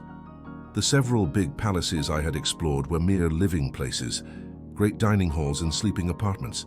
I could find no machinery, no appliances of any kind. Yet these people were clothed in pleasant fabrics that must at times need renewal, and their sandals, though undecorated, were fairly complex specimens of metalwork. Somehow such things must be made, and the little people displayed no vestige of a creative tendency. There were no shops, no workshops, no sign of importations among them. They spent all their time in playing gently, in bathing in the river, in making love in a half-playful fashion, in eating fruit and sleeping. I could not see how things were kept going. Then again about the time machine, something I knew not what had taken it into the hollow pedestal of the white Sphinx. Why? For the life of me, I could not imagine. Those waterless wells too, those flickering pillars. I felt I lacked a clue. I felt, how shall I put it? Suppose you found an inscription, with sentences here and there in excellent plain English, and interpolated therewith, others made up of words, of letters even, absolutely unknown to you. Well, on the third day of my visit, that was how the world of 802,701 presented itself to me. That day too I made a friend of a sort. It happened that, as I was watching some of the little people bathing in a shallow, one of them was seized with cramp and began drifting downstream. The main current ran rather swiftly, but not too strongly for even a moderate swimmer. It will give you an idea, therefore, of the strange deficiency in these creatures when I tell you that none made the slightest attempt to rescue the weakly crying little thing which was drowning before their eyes. When I realized this, I hurriedly slipped off my clothes and, wading in at a point lower down, I caught the poor mite and drew her safe to land. A little rubbing of the limbs soon brought her round, and I had the satisfaction of seeing she was all right before I left her. I had got to such a low estimate of her kind that I did not expect any gratitude from her. In that, however, I was wrong. This happened in the morning. In the afternoon I met my little woman, as I believe it was, as I was returning towards my center from an exploration, and she received me with cries of delight and presented me with a big garland of flowers, evidently made for me and me alone. The thing took my imagination. Very possibly I had been feeling desolate. At any rate, I did my best to display my appreciation of the gift. We were soon seated together in a little stone arbor, engaged in conversation, chiefly of smiles. The creature's friendliness affected me exactly as a child's might have done. We passed each other flowers, and she kissed my hands. I did the same to hers. Then I tried talk and found that her name was Weena, which, though I don't know what it meant, somehow seemed appropriate enough. That was the beginning of a queer friendship, which lasted a week and ended, as I will tell you. She was exactly like a child. She wanted to be with me always. She tried to follow me everywhere, and on my next journey out and about, it went to my heart to tire her down and leave her at last, exhausted and calling after me rather plaintively. But the problems of the world had to be mastered. I had not, I said to myself, come into the future to carry on a miniature flirtation. Yet her distress when I left her was very great. Her expostulations at the parting were sometimes frantic, and I think altogether I had as much trouble as comfort from her devotion. Nevertheless, she was somehow a very great comfort. I thought it was mere childish affection that made her cling to me. Until it was too late, I did not clearly know what I had inflicted upon her when I left her. Nor until it was too late did I clearly understand what she was to me. For by merely seeming fond of me, and showing in her weak, futile way that she cared for me, the little doll of a creature presently gave my return to the neighborhood of the white Sphinx almost the feeling of coming home, and I would watch for her tiny figure of white and gold so soon as I came over the hill. It was from her too that I learnt that fear had not yet left the world. She was fearless enough in the daylight, and she had the oddest confidence in me.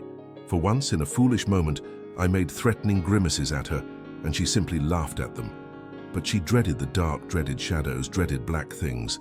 Darkness to her was the one thing dreadful. It was a singularly passionate emotion, and it set me thinking and observing. I discovered then, among other things, that these little people gathered into the great houses after dark and slept in droves. To enter upon them without a light was to put them into a tumult of apprehension. I never found one out of doors, or one sleeping alone within doors after dark. Yet I was still such a blockhead that I missed the lesson of that fear, and in spite of Weena's distress, I insisted upon sleeping away from these slumbering multitudes. It troubled her greatly, but in the end her odd affection for me triumphed, and for 5 of the nights of our acquaintance, including the last night of all, she slept with her head pillowed on my arm. But my story slips away from me as I speak of her. It must have been the night before her rescue that I was awakened about dawn. I had been restless, dreaming most disagreeably that I was drowned, and that sea anemones were feeling over my face with their soft palps. I woke with a start, and with an odd fancy that some greyish animal had just rushed out of the chamber. I tried to get to sleep again, but I felt restless and uncomfortable. It was that dim grey hour when things are just creeping out of darkness, when everything is colourless and clear-cut and yet unreal. I got up and went down into the great hall, and so out upon the flagstones in front of the palace. I thought I would make a virtue of necessity and see the sunrise. The moon was setting, and the dying moonlight and the first pallor of dawn were mingled in a ghastly half-light. The bushes were inky black, the ground a sombre grey, the sky colourless and cheerless. And up the hill, I thought I could see ghosts. 3 several times as I scanned the slope, I saw white figures. Twice I fancied I saw a solitary white, ape-like creature running rather quickly up the hill, and once near the ruins I saw a leash of them carrying some dark body. They moved hastily. I did not see what became of them. It seemed that they vanished among the bushes. The dawn was still indistinct, you must understand. I was feeling that chill, uncertain, early morning feeling you may have known. I doubted my eyes. As the eastern sky grew brighter, and the light of the day came on and its vivid colouring returned upon the world once more, I scanned the view keenly. But I saw no vestige of my white figures. They were mere creatures of the half-light. They must have been ghosts, I said. I wonder whence they dated. For a queer notion of Grant Allen's came into my head and amused me. If each generation die and leave ghosts, he argued, the world at last will get overcrowded with them. On that theory, they would have grown innumerable some 800,000 years hence, and it was no great wonder to see 4 at once. But the jest was unsatisfying, and I was thinking of these figures all the morning, until Weena's rescue drove them out of my head. I associated them in some indefinite way with the white animal I had startled in my first passionate search for the time machine. But Weena was a pleasant substitute. Yet all the same, they were soon destined to take far deadlier possession of my mind. I think I have said how much hotter than our own was the weather of this golden age. I cannot account for it. It may be that the sun was hotter or the earth nearer the sun. It is usual to assume that the sun will go on cooling steadily in the future. But people unfamiliar with such speculations as those of the younger Darwin forget that the planets must ultimately fall back one by one into the parent body. As these catastrophes occur, the sun will blaze with renewed energy, and it may be that some inner planet had suffered this fate. Whatever the reason, the fact remains that the sun was very much hotter than we know it. Well, one very hot morning, my 4th I think, as I was seeking shelter from the heat and glare in a colossal ruin near the great house where I slept and fed, there happened this strange thing. Clambering among these heaps of masonry, I found a narrow gallery, whose end and side windows were blocked by fallen masses of stone. By contrast with the brilliancy outside, it seemed at first impenetrably dark to me. I entered it groping, for the change from light to blackness made spots of colour swim before me. Suddenly I halted spellbound. A pair of eyes, luminous by reflection against the daylight without, was watching me out of the darkness. The old instinctive dread of wild beasts came upon me. I clenched my hands and steadfastly looked into the glaring eyeballs. I was afraid to turn. Then the thought of the absolute security in which humanity appeared to be living came to my mind. And then I remembered that strange terror of the dark. Overcoming my fear to some extent, I advanced a step and spoke. I will admit that my voice was harsh and ill-controlled.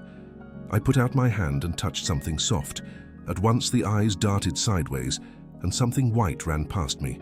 I turned with my heart in my mouth and saw a queer little ape-like figure, its head held down in a peculiar manner, running across the sunlit space behind me. It blundered against a block of granite, staggered aside, and in a moment was hidden in a black shadow, beneath another pile of ruined masonry. My impression of it is, of course, imperfect, but I know it was a dull white and had strange large greyish-red eyes. Also that there was flaxen hair on its head and down its back. But as I say, it went too fast for me to see distinctly. I cannot even say whether it ran on all fours, or only with its forearms held very low. After an instant's pause, I followed it into the second heap of ruins. I could not find it at first, but after a time in the profound obscurity, I came upon one of those round, well-like openings of which I have told you, half closed by a fallen pillar. A sudden thought came to me. Could this thing have vanished down the shaft? I lit a match, and looking down I saw a small white moving creature with large bright eyes which regarded me steadfastly as it retreated. It made me shudder. It was so like a human spider. It was clambering down the wall, and now I saw for the first time a number of metal foot and hand rests forming a kind of ladder down the shaft. Then the light burned my fingers and fell out of my hand, going out as it dropped. And when I had lit another, the little monster had disappeared. I do not know how long I sat peering down that well. It was not for some time that I could succeed in persuading myself that the thing I had seen was human. But gradually, the truth dawned on me. That man had not remained one species, but had differentiated into two distinct animals. That my graceful children of the upper world were not the sole descendants of our generation, but that this bleached, obscene, nocturnal thing, which had flashed before me, was also heir to all the ages. I thought of the flickering pillars and of my theory of an underground ventilation. I began to suspect their true import. And what, I wondered, was this lemur doing in my scheme of a perfectly balanced organization? How was it related to the indolent serenity of the beautiful overworlders? And what was hidden down there at the foot of that shaft? I sat upon the edge of the well, telling myself that at any rate there was nothing to fear, and that there I must descend for the solution of my difficulties. And withal, I was absolutely afraid to go. As I hesitated, two of the beautiful upper-world people came running in their amorous sport across the daylight in the shadow. The male pursued the female, flinging flowers at her as he ran. They seemed distressed to find me, my arm against the overturned pillar, peering down the well. Apparently it was considered bad form to remark these apertures, for when I pointed to this one and tried to frame a question about it in their tongue, they were still more visibly distressed and turned away. But they were interested by my matches, and I struck some to amuse them. I tried them again about the well, and again I failed. So presently I left them, meaning to go back to Weena and see what I could get from her. But my mind was already in revolution. My guesses and impressions were slipping and sliding to a new adjustment. I had now a clue to the import of these wells, to the ventilating towers, to the mystery of the ghosts, to say nothing of a hint at the meaning of the bronze gates and the fate of the time machine. And very vaguely, there came a suggestion towards the solution of the economic problem that had puzzled me. Here was the new view. Plainly, this second species of man was subterranean. There were three circumstances in particular which made me think that its rare emergence above ground was the outcome of a long-continued underground habit. In the first place, there was the bleached look common in most animals that live largely in the dark, the white fish of the Kentucky caves, for instance. Then those large eyes with that capacity for reflecting light are common features of nocturnal things. Witness the owl and the cat. And last of all, that evident confusion in the sunshine, that hasty yet fumbling awkward flight towards dark shadow, and that peculiar carriage of the head while in the light, all reinforced the theory of an extreme sensitiveness of the retina. Beneath my feet, then, the earth must be tunneled enormously, and these tunnelings were the habitat of the new race. The presence of ventilating shafts and wells along the hill slopes, everywhere in fact except along the river valley, showed how universal were its ramifications. What so natural then as to assume that it was in this artificial underworld that such work as was necessary to the comfort of the daylight race was done? The notion was so plausible that I at once accepted it, and went on to assume the how of this splitting of the human species. I dare say you will anticipate the shape of my theory, though for myself, I very soon felt that it fell far short of the truth. At first, proceeding from the problems of our own age, it seemed clear as daylight to me that the gradual widening of the present merely temporary and social difference between the capitalist and the laborer was the key to the whole position.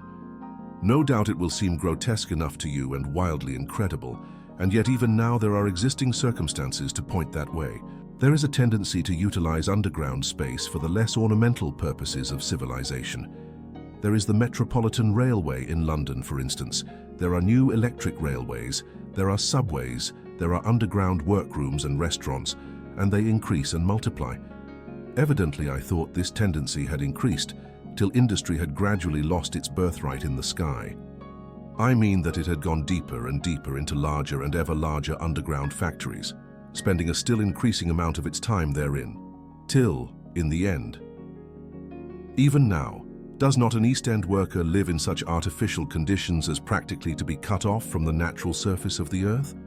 Again, the exclusive tendency of richer people, due no doubt to the increasing refinement of their education, and the widening gulf between them and the rude violence of the poor, is already leading to the closing, in their interest, of considerable portions of the surface of the land. About London, for instance, perhaps half the prettier country is shut in against intrusion.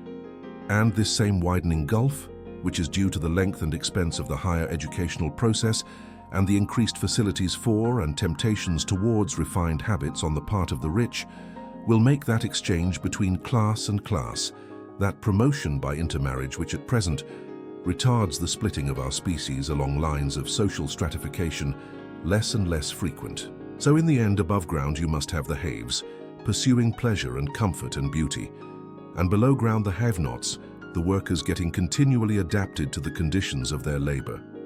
Once they were there, they would no doubt have to pay rent, and not a little of it, for the ventilation of their caverns. And if they refused, they would starve or be suffocated for arrears. Such of them as were so constituted as to be miserable and rebellious would die. And in the end, the balance being permanent, the survivors would become as well adapted to the conditions of underground life and as happy in their way as the overworld people were to theirs. As it seemed to me, the refined beauty and the etiolated pallor followed naturally enough. The great triumph of humanity I had dreamed of took a different shape in my mind.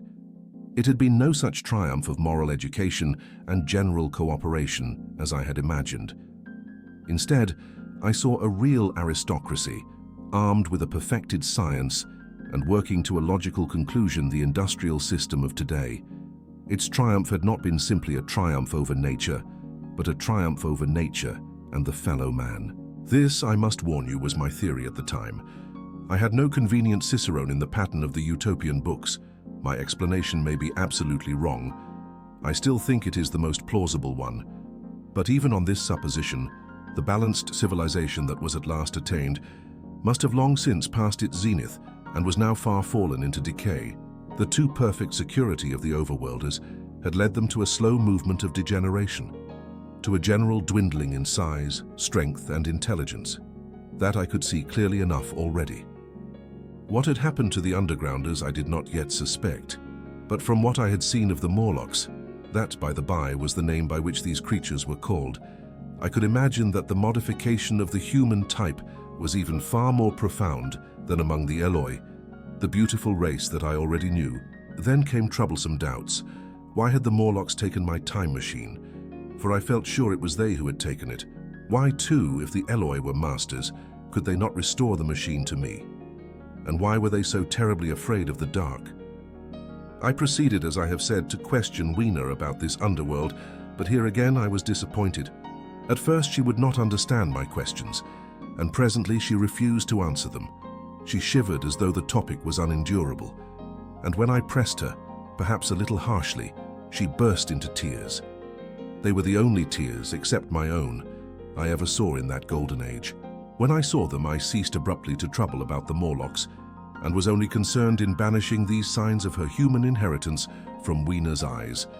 And very soon she was smiling and clapping her hands, while I solemnly burnt a match. Chapter 9. The Morlocks.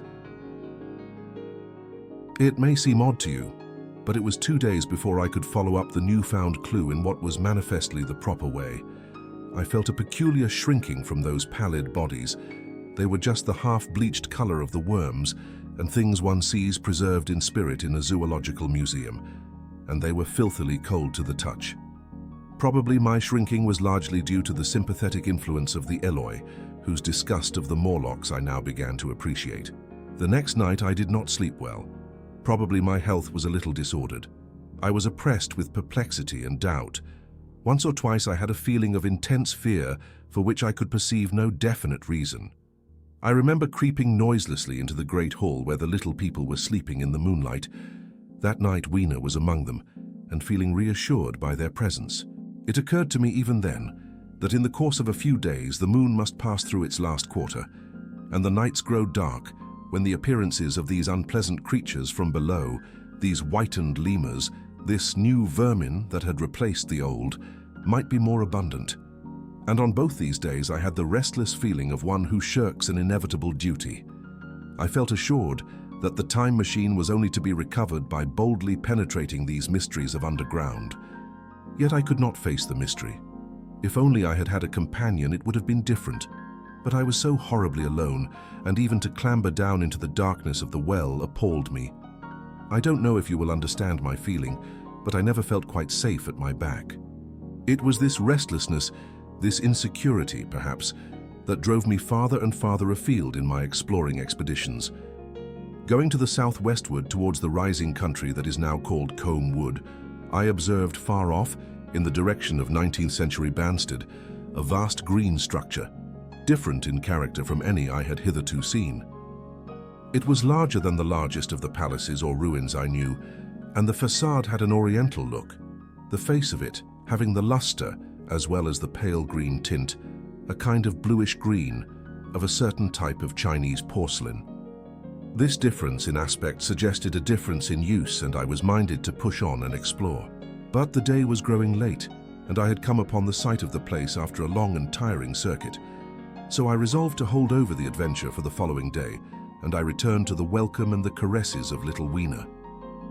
But next morning I perceived clearly enough that my curiosity regarding the Palace of Green Porcelain was a piece of self-deception to enable me to shirk by another day an experience I dreaded. I resolved I would make the descent without further waste of time, and started out in the early morning towards a well near the ruins of granite and aluminium. Little Weena ran with me. She danced beside me to the well, but when she saw me lean over the mouth and look downward, she seemed strangely disconcerted. "Goodbye, little Weena," I said, kissing her, and then putting her down, I began to feel over the parapet for the climbing hooks. Rather hastily, I may as well confess, for I feared my courage might leak away. At first she watched me in amazement. Then she gave a most piteous cry, and running to me she began to pull at me with her little hands. I think her opposition nerved me rather to proceed. I shook her off, perhaps a little roughly, and in another moment I was in the throat of the well. I saw her agonized face over the parapet and smiled to reassure her. Then I had to look down at the unstable hooks to which I clung. I had to clamber down a shaft of perhaps 200 yards.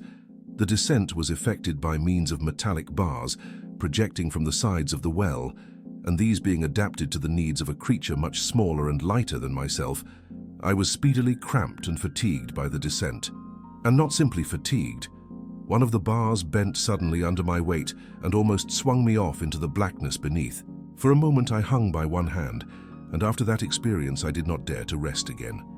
Though my arms and back were presently acutely painful, I went on clambering down the sheer descent with as quick a motion as possible.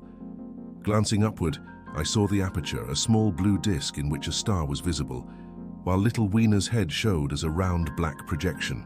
The thudding sound of a machine below grew louder and more oppressive. Everything save that little disc above was profoundly dark, and when I looked up again, Weena had disappeared. I was in an agony of discomfort. I had some thought of trying to go up the shaft again and leave the underworld alone. But even while I turned this over in my mind, I continued to descend. At last, with intense relief, I saw dimly coming up, a foot to the right of me, a slender loophole in the wall. Swinging myself in, I found it was the aperture of a narrow horizontal tunnel in which I could lie down and rest. It was not too soon. My arms ached, my back was cramped, and I was trembling with the prolonged terror of a fall. Besides this, the unbroken darkness had had a distressing effect upon my eyes. The air was full of the throb and hum of machinery pumping air down the shaft. I do not know how long I lay. I was roused by a soft hand touching my face. Starting up in the darkness, I snatched at my matches, and hastily striking one, I saw 3 stooping white creatures, similar to the one I had seen above ground in the ruin, hastily retreating before the light. Living as they did in what appeared to me impenetrable darkness, their eyes were abnormally large and sensitive, just as are the pupils of the abysmal fishes, and they reflected the light in the same way. I have no doubt they could see me in that rayless obscurity, and they did not seem to have any fear of me apart from the light. But so soon as I struck a match in order to see them, they fled incontinently, vanishing into dark gutters and tunnels, from which their eyes glared at me in the strangest fashion. I tried to call to them, but the language they had was apparently different from that of the overworld people, so that I was needs left to my own unaided efforts, and the thought of flight before exploration was even then in my mind. But I said to myself, "You are in for it now," and feeling my way along the tunnel, I found the noise of machinery grow louder. Presently the walls fell away from me, and I came to a large open space, and striking another match, saw that I had entered a vast arched cavern which stretched into utter darkness beyond the range of my light. The view I had of it was as much as one could see in the burning of a match. Necessarily my memory is vague. Great shapes like big machines rose out of the dimness and cast grotesque black shadows in which dim spectral Morlocks sheltered from the glare. The place, by the by, was very stuffy and oppressive, and the faint halitus of freshly shed blood was in the air. Some way down the central vista was a little table of white metal laid with what seemed a meal. The Morlocks at any rate were carnivorous. Even at the time I remember wondering what large animal could have survived to furnish the red joint I saw. It was all very indistinct. The heavy smell, the big unmeaning shapes, the obscene figures lurking in the shadows, and only waiting for the darkness to come at me again. Then the match burnt down and stung my fingers and fell, a wriggling red spot in the blackness. I have thought since how particularly ill-equipped I was for such an experience. When I had started with the time machine, I had started with the absurd assumption that the men of the future would certainly be infinitely ahead of ourselves in all their appliances. I had come without arms, without medicine, without anything to smoke. At times I missed tobacco frightfully, even without enough matches. If only I had thought of a Kodak, I could have flashed that glimpse of the underworld in a second and examined it at leisure. But, as it was, I stood there with only the weapons and the powers that nature had endowed me with: hands, feet, and teeth. These and 4 safety matches that still remained to me. I was afraid to push my way in among all this machinery in the dark, and it was only with my last glimpse of light I discovered that my store of matches had run low. It had never occurred to me until that moment that there was any need to economize them, and I had wasted almost half the box in astonishing the overworlders, to whom fire was a novelty. Now, as I say, I had 4 left, and while I stood in the dark, a hand touched mine. Lank fingers came feeling over my face, and I was sensible of a peculiar, unpleasant odor. I fancied I heard the breathing of a crowd of those dreadful little beings about me. I felt the box of matches in my hand being gently disengaged, and other hands behind me plucking at my clothing. The sense of these unseen creatures examining me was indescribably unpleasant. The sudden realization of my ignorance of their ways of thinking and doing came home to me very vividly in the darkness. I shouted at them as loudly as I could. They started away, and then I could feel them approaching me again. They clutched at me more boldly, whispering odd sounds to each other. I shivered violently and shouted again, rather discordantly. This time they were not so seriously alarmed, and they made a queer laughing noise as they came back at me. I will confess I was horribly frightened. I determined to strike another match and escape under the protection of its glare.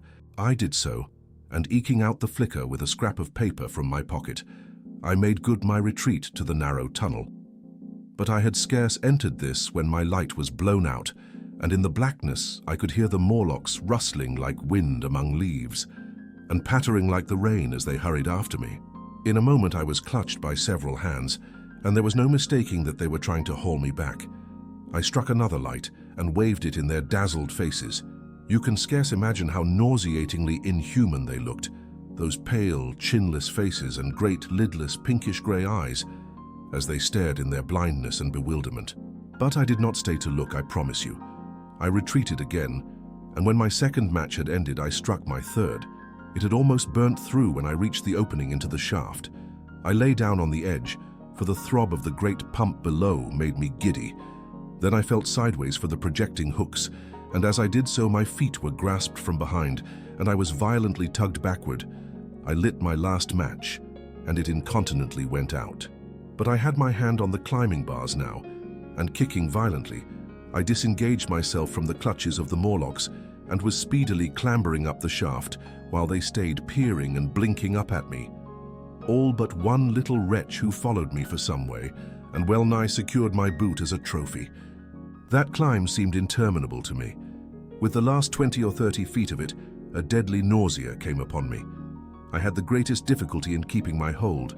The last few yards was a frightful struggle against this faintness. Several times my head swam, and I felt all the sensations of falling. At last, however, I got over the well-mouth somehow and staggered out of the ruin into the blinding sunlight. I fell upon my face. Even the soil smelt sweet and clean. Then I remember Weena kissing my hands and ears and the voices of others among the Eloi. Then, for a time, I was insensible. Chapter 10. When night came. Now indeed I seemed in a worse case than before. Hitherto, except during my night's anguish at the loss of the time machine, I had felt a sustaining hope of ultimate escape, but that hope was staggered by these new discoveries. Hitherto I had merely thought myself impeded by the childish simplicity of the little people, and by some unknown forces which I had only to understand to overcome. But there was an altogether new element in the sickening quality of the Morlocks, a something inhuman and malign. Instinctively I loathed them. Before I had felt as a man might feel who had fallen into a pit. My concern was with the pit and how to get out of it. Now I felt like a beast in a trap whose enemy would come upon him soon. The enemy I dreaded may surprise you. It was the darkness of the new moon. Weena had put this into my head by some at first incomprehensible remarks about the dark nights. It was not now such a very difficult problem to guess what the coming dark nights might mean. The moon was on the wane. Each night there was a longer interval of darkness. And I now understood, to some slight degree at least, the reason of the fear of the little upper-world people for the dark. I wondered vaguely what foul villainy it might be that the Morlocks did under the new moon. I felt pretty sure now that my second hypothesis was all wrong. The upper-world people might once have been the favored aristocracy, and the Morlocks their mechanical servants, but that had long since passed away. The two species that had resulted from the evolution of man were sliding down towards, or had already arrived at, an altogether new relationship. The Eloi, like the Carlovingian kings, had decayed to a mere beautiful futility.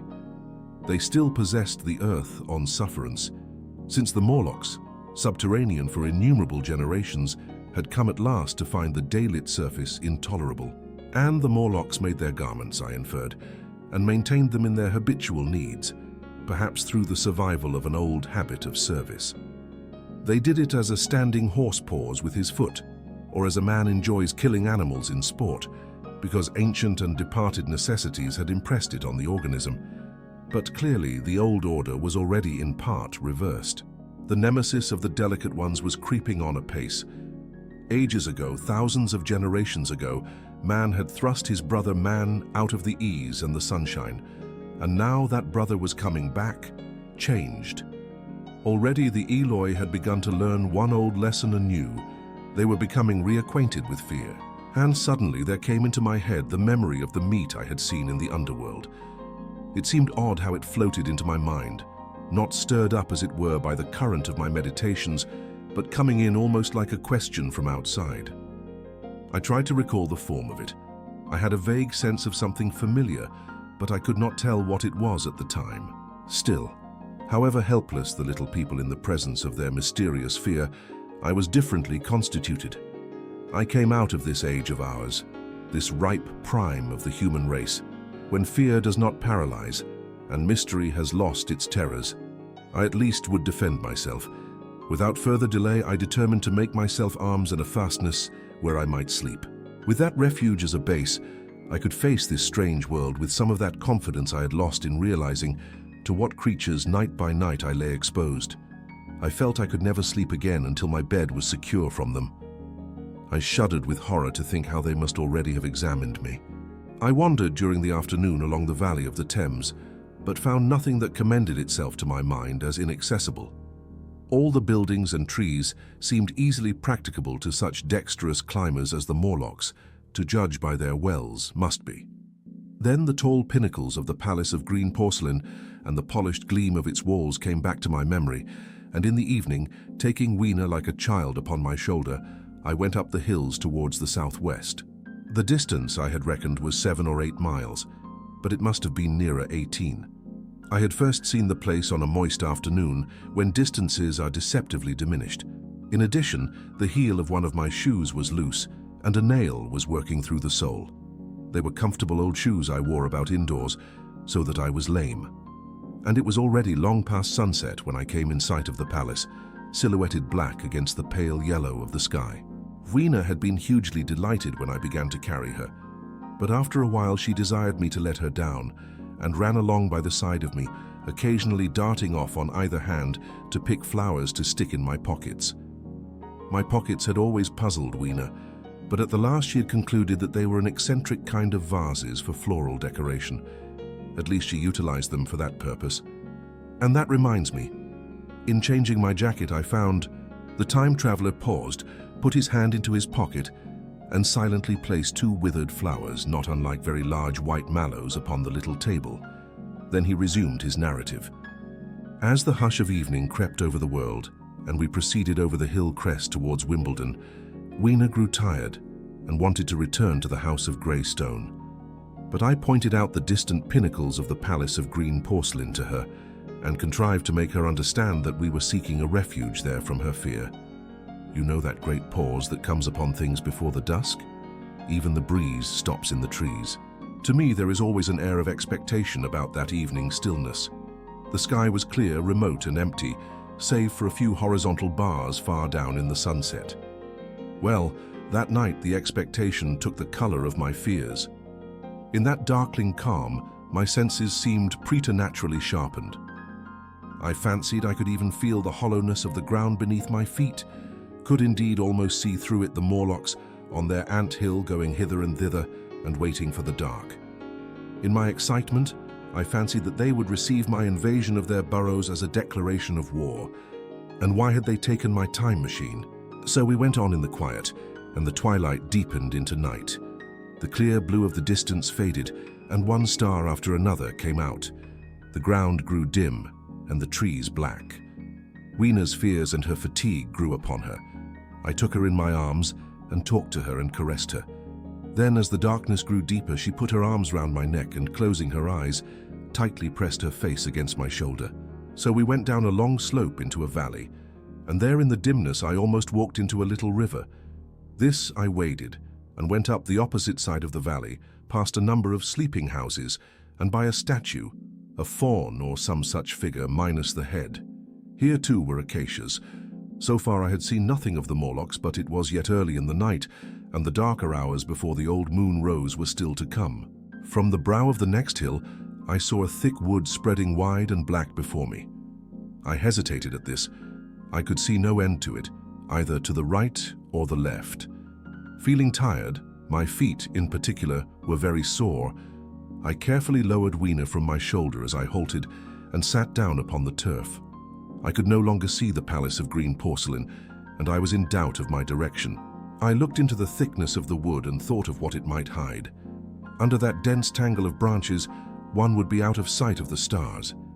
Even were there no other lurking danger, a danger I did not care to let my imagination loose upon, there would still be all the roots to stumble over and the tree boles to strike against. I was very tired too, after the excitements of the day, so I decided that I would not face it, but would pass the night upon the open hill. Weena, I was glad to find, was fast asleep. I carefully wrapped her in my jacket and sat down beside her to wait for the moonrise. The hillside was quiet and deserted, But from the black of the wood, there came now and then a stir of living things. Above me shone the stars, for the night was very clear. I felt a certain sense of friendly comfort in their twinkling. All the old constellations had gone from the sky, however. That slow movement, which is imperceptible in 100 human lifetimes, had long since rearranged them in unfamiliar groupings. But the Milky Way, it seemed to me, was still the same tattered streamer of stardust as of yore. Southward, as I judged it, was a very bright red star that was new to me. It was even more splendid than our own green Sirius. And amid all these scintillating points of light, one bright planet shone kindly and steadily, like the face of an old friend. Looking at these stars suddenly dwarfed my own troubles and all the gravities of terrestrial life. I thought of their unfathomable distance and the slow, inevitable drift of their movements out of the unknown past into the unknown future. I thought of the great precessional cycle that the pole of the Earth describes. Only 40 times had that silent revolution occurred during all the years that I had traversed. And during these few revolutions, all the activity, all the traditions, the complex organizations, the nations, languages, literatures, aspirations, even the mere memory of man as I knew him, had been swept out of existence. Instead were these frail creatures who had forgotten their high ancestry and the white things of which I went in terror. Then I thought of the great fear that was between the two species, and for the first time, with a sudden shiver, came the clear knowledge of what the meat I had seen might be. Yet it was too horrible. I looked at little Weena sleeping beside me, her face white and star-like under the stars, and forthwith dismissed the thought. Through that long night I held my mind off the Morlocks as well as I could, and whiled away the time by trying to fancy I could find signs of the old constellations in the new confusion. The sky kept very clear, except for a hazy cloud or so. No doubt I dozed at times. Then, as my vigil wore on, came a faintness in the eastward sky, like the reflection of some colorless fire, and the old moon rose, thin and peaked and white. And close behind, and overtaking it, and overflowing it, the dawn came, pale at first and then growing pink and warm. No Morlocks had approached us. Indeed, I had seen none upon the hill that night, and in the confidence of renewed day, it almost seemed to me that my fear had been unreasonable. I stood up and found my foot with the loose heel swollen at the ankle and painful under the heel. So I sat down again, took off my shoes and flung them away. I awakened Weena, and we went down into the wood, now green and pleasant instead of black and forbidding. We found some fruit wherewith to break our fast. We soon met others of the dainty ones, laughing and dancing in the sunlight as though there was no such thing in nature as the night. And then I thought once more of the meat that I had seen. I felt assured now of what it was, and from the bottom of my heart I pitied this last feeble rill from the great flood of humanity. Clearly, at some time in the long ago of human decay, the Morlocks' food had run short. Possibly they had lived on rats and such like vermin. Even now man is far less discriminating and exclusive in his food than he was, far less than any monkey. His prejudice against human flesh is no deep-seated instinct, and so these inhuman sons of men. I tried to look at the thing in a scientific spirit. After all, they were less human and more remote than our cannibal ancestors of 3,000 or 4,000 years ago. And the intelligence that would have made this state of things a torment had gone. Why should I trouble myself? These Eloi were mere fatted cattle, which the ant-like Morlocks preserved and preyed upon, probably saw to the breeding of, and there was Weena dancing at my side. Then I tried to preserve myself from the horror that was coming upon me, by regarding it as a rigorous punishment of human selfishness. Man had been content to live in ease and delight upon the labors of his fellow man, had taken necessity as his watchword and excuse, and in the fullness of time necessity had come home to him. I even tried a Carlyle-like scorn of this wretched aristocracy in decay, but this attitude of mind was impossible. However great their intellectual degradation, the Eloi had kept too much of the human form not to claim my sympathy and to make me perforce a sharer in their degradation and their fear. I had at that time very vague ideas as to the course I should pursue. My first was to secure some safe place of refuge and to make myself such arms of metal or stone as I could contrive. That necessity was immediate. In the next place, I hoped to procure some means of fire so that I should have the weapon of a torch at hand, for nothing I knew would be more efficient against these Morlocks. Then I wanted to arrange some contrivance to break open the doors of bronze under the white Sphinx. I had in mind a battering ram. I had a persuasion that if I could enter those doors and carry a blaze of light before me, I should discover the time machine and escape. I could not imagine the Morlocks were strong enough to move it far away. Weena I had resolved to bring with me to our own time, and turning such schemes over in my mind, I pursued our way towards the building which my fancy had chosen as our dwelling. Chapter 11: The Palace of Green Porcelain. I found the Palace of Green Porcelain. When we approached it about noon, deserted and falling into ruin. Only ragged vestiges of glass remained in its windows, and great sheets of the green facing had fallen away from the corroded metallic framework. It lay very high upon a turfy down, and looking northeastward before I entered it, I was surprised to see a large estuary, or even creek, where I judged Wandsworth and Battersea must once have been. I thought then, though I never followed up the thought, of what might have happened or might be happening to the living things in the sea. The material of the palace proved on examination to be indeed porcelain, and along the face of it I saw an inscription in some unknown character.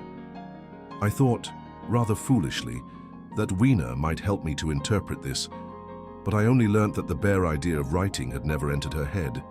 She always seemed to me, I fancy, more human than she was, perhaps because her affection was so human. Within the big valves of the door, which were open and broken, we found, instead of the customary hall, a long gallery lit by many side windows. At the first glance, I was reminded of a museum. The tiled floor was thick with dust, and a remarkable array of miscellaneous objects was shrouded in the same grey covering. Then I perceived, standing strange and gaunt in the centre of the hall, what was clearly the lower part of a huge skeleton. I recognized by the oblique feet that it was some extinct creature after the fashion of the megatherium. The skull and the upper bones lay beside it in the thick dust, and in one place, where rainwater had dropped through a leak in the roof, the thing itself had been worn away. Further in the gallery was the huge skeleton barrel of a brontosaurus. My museum hypothesis was confirmed. Going towards the side, I found what appeared to be sloping shelves, and clearing away the thick dust, I found the old familiar glass cases of our own time. But they must have been airtight, to judge from the fair preservation of some of their contents. Clearly we stood among the ruins of some latter-day South Kensington. Here, apparently, was the paleontological section, and a very splendid array of fossils it must have been, though the inevitable process of decay that had been staved off for a time and had, through the extinction of bacteria and fungi, lost 99/100ths of its force, was nevertheless with extreme sureness, if with extreme slowness, at work again upon all its treasures. Here and there I found traces of the little people in the shape of rare fossils broken to pieces or threaded in strings upon reeds, and the cases had in some instances been bodily removed by the Morlocks, as I judged. The place was very silent. The thick dust deadened our footsteps. Weena, who had been rolling a sea urchin down the sloping glass of a case, presently came, as I stared about me, and very quietly took my hand and stood beside me. And at first I was so much surprised by this ancient monument of an intellectual age that I gave no thought to the possibilities it presented. Even my preoccupation about the time machine receded a little from my mind.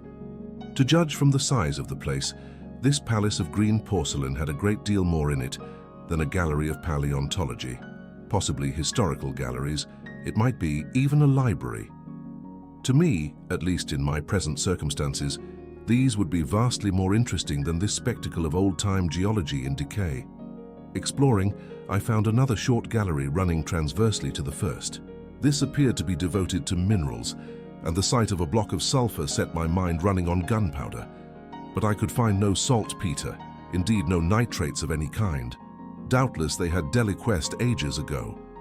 Yet the sulfur hung in my mind and set up a train of thinking. As for the rest of the contents of that gallery, though on the whole they were the best preserved of all I saw, I had little interest. I am no specialist in mineralogy, and I went on down a very ruinous aisle running parallel to the first hall I had entered. Apparently this section had been devoted to natural history, but everything had long since passed out of recognition. A few shriveled and blackened vestiges of what had once been stuffed animals, desiccated mummies in jars that had once held spirit, a brown dust of departed plants, that was all. I was sorry for that, because I should have been glad to trace the patient readjustments by which the conquest of animated nature had been attained. Then we came to a gallery of simply colossal proportions, but singularly ill-lit, the floor of it running downward at a slight angle from the end at which I entered. At intervals, white globes hung from the ceiling, many of them cracked and smashed, which suggested that originally the place had been artificially lit. Here I was, more in my element, for rising on either side of me were the huge bulks of big machines, all greatly corroded and many broken down, but some still fairly complete.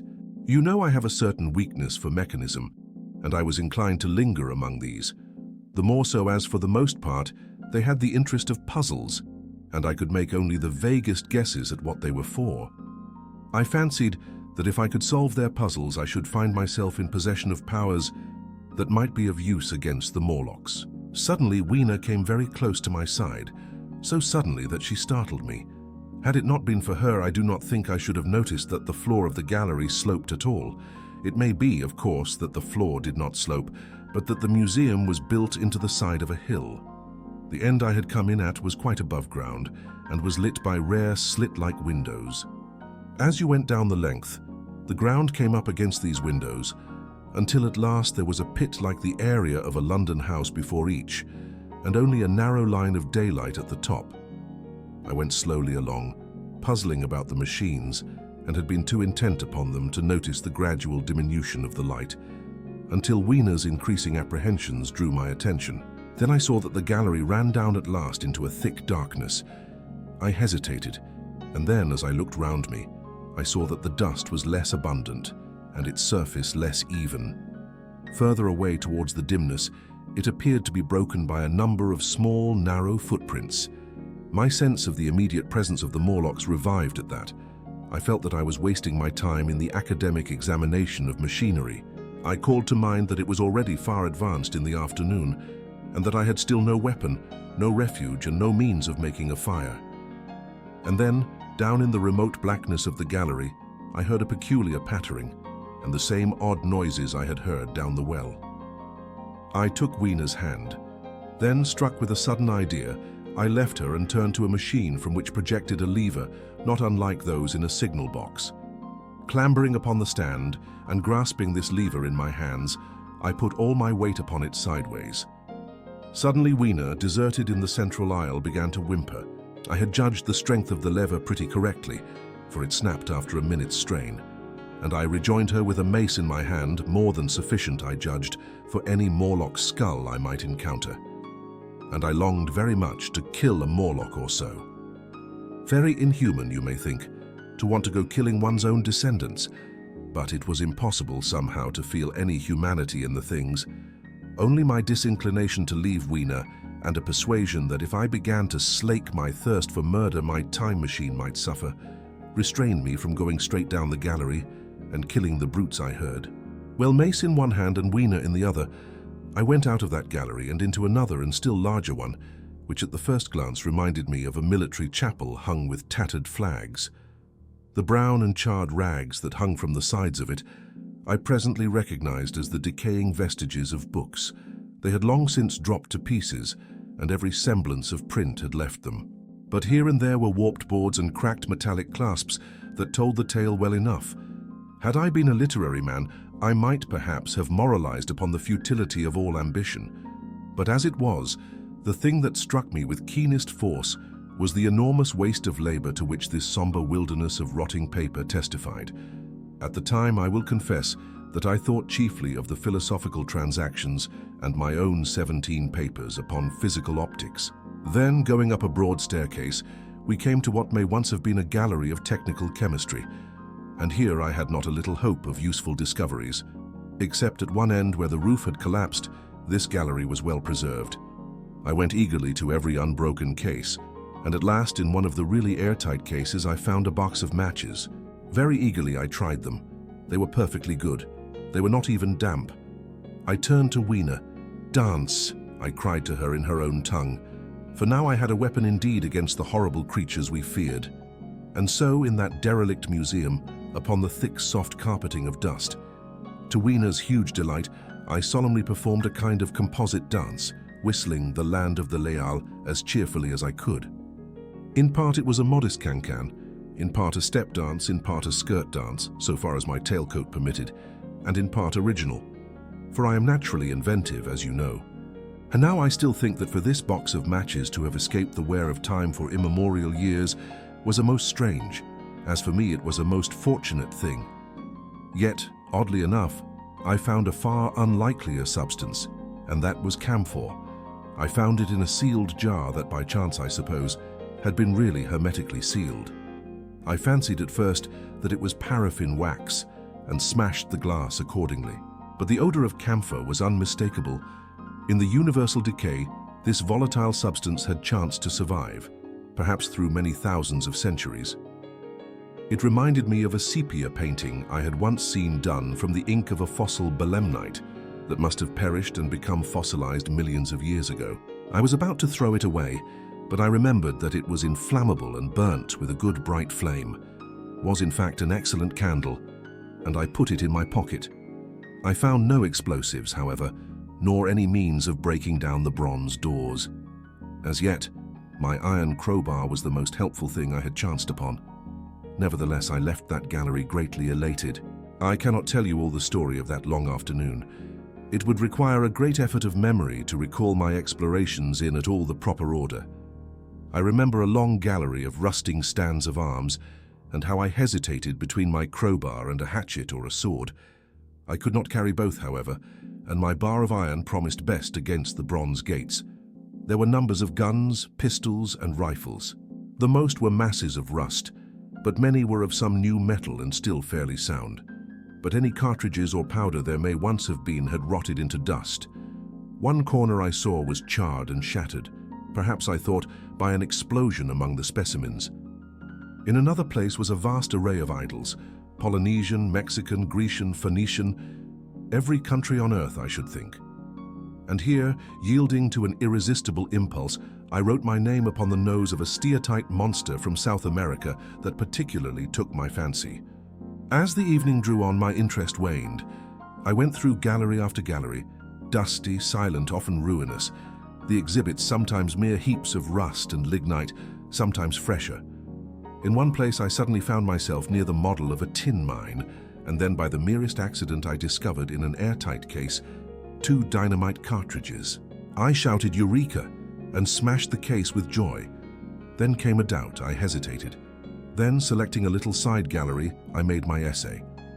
I never felt such a disappointment as I did in waiting 5, 10, 15 minutes for an explosion that never came. Of course, the things were dummies, as I might have guessed from their presence. I really believe that had they not been so, I should have rushed off incontinently and blown Sphinx, bronze doors, and, as it proved, my chances of finding the time machine altogether into non-existence. It was after that, I think, that we came to a little open court within the palace. It was turfed and had 3 fruit trees, so we rested and refreshed ourselves. Towards sunset, I began to consider our position. Night was creeping upon us, and my inaccessible hiding place had still to be found, but that troubled me very little now.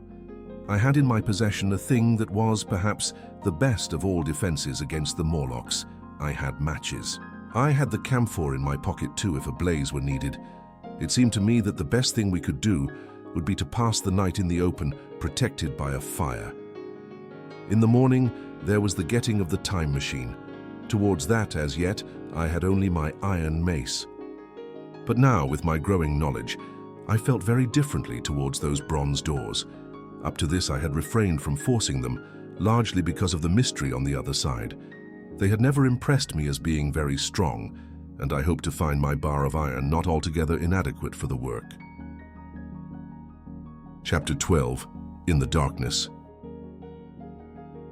We emerged from the palace while the sun was still in part above the horizon. I was determined to reach the White Sphinx early the next morning, and ere the dusk I purposed pushing through the woods that had stopped me on the previous journey. My plan was to go as far as possible that night, and then, building a fire, to sleep in the protection of its glare.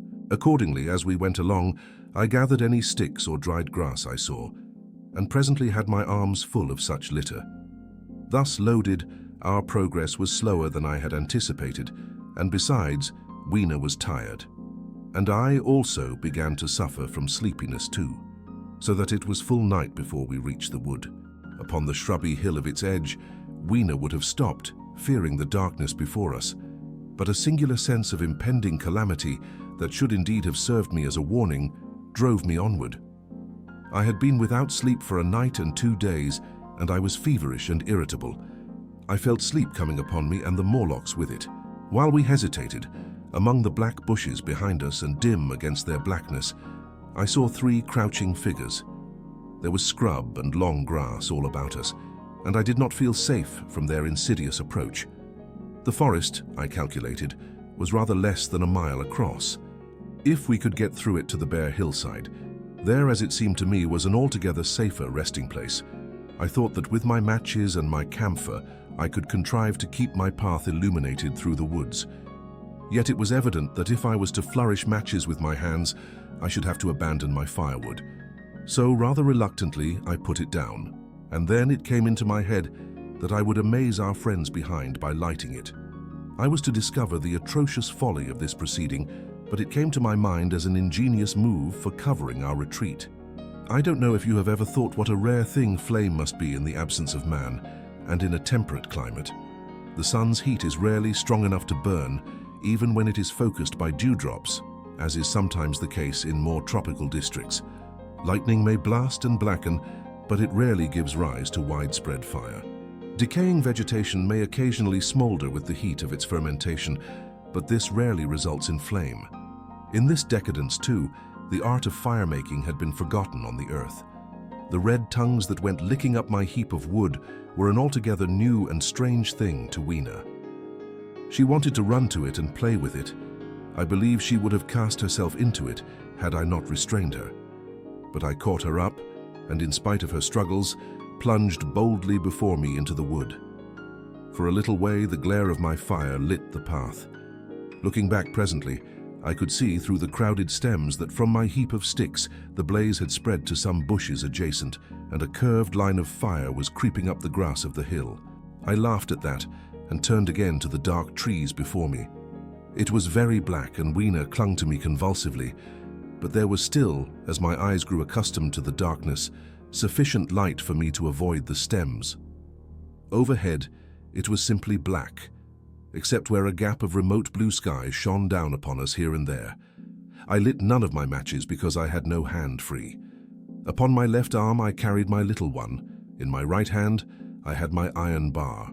For some way I heard nothing but the crackling twigs under my feet, the faint rustle of the breeze above, and my own breathing and the throb of the blood vessels in my ears. Then I seemed to know of a pattering behind me. I pushed on grimly. The pattering grew more distinct, and then I caught the same queer sound and voices I had heard in the underworld. There were evidently several of the Morlocks, and they were closing in upon me. Indeed, in another minute I felt a tug at my coat, then something at my arm, and Weena shivered violently and became quite still. It was time for a match, but to get one I must put her down. I did so, and as I fumbled with my pocket, a struggle began in the darkness about my knees, perfectly silent on her part, and with the same peculiar cooing sounds from the Morlocks. Soft little hands, too, were creeping over my coat and back, touching even my neck. Then the match scratched and fizzed. I held it flaring, and saw the white backs of the Morlocks in flight amid the trees. I hastily took a lump of camphor from my pocket and prepared to light it as soon as the match should wane. Then I looked at Weena. She was lying, clutching my feet, and quite motionless with her face to the ground. With a sudden fright, I stooped to her. She seemed scarcely to breathe. I lit the block of camphor and flung it to the ground, and as it split and flared up and drove back the Morlocks and the shadows, I knelt down and lifted her. The wood behind seemed full of the stir and murmur of a great company. She seemed to have fainted. I put her carefully upon my shoulder and rose to push on, and then there came a horrible realization. In maneuvering with my matches and Weena, I had turned myself about several times, and now I had not the faintest idea in what direction lay my path. For all I knew, I might be facing back towards the palace of green porcelain. I found myself in a cold sweat. I had to think rapidly what to do. I determined to build a fire and encamp where we were. I put Weena, still motionless, down upon a turfy bowl, and very hastily, as my first lump of camphor waned, I began collecting sticks and leaves. Here and there out of the darkness round me, the Morlock's eyes shone like carbuncles. The camphor flickered and went out. I lit a match, and as I did so, two white forms that had been approaching Weena dashed hastily away. One was so blinded by the light that he came straight for me, and I felt his bones grind under the blow of my fist. He gave a whoop of dismay, staggered a little way, and fell down. I lit another piece of camphor and went on gathering my bonfire. Presently I noticed how dry was some of the foliage above me, for since my arrival on the time machine, a matter of a week, no rain had fallen.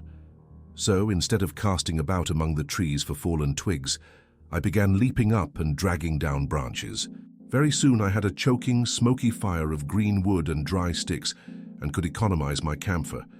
Then I turned to where Weena lay beside my iron mace. I tried what I could to revive her, but she lay like one dead. I could not even satisfy myself whether or not she breathed. Now the smoke of the fire beat over towards me, and it must have made me heavy of a sudden. Moreover, the vapor of camphor was in the air. My fire would not need replenishing for an hour or so. I felt very weary after my exertion and sat down. The wood, too, was full of a slumberous murmur that I did not understand. I seemed just to nod and open my eyes, but all was dark, and the Morlocks had their hands upon me. Flinging off their clinging fingers, I hastily felt in my pocket for the matchbox, and it had gone.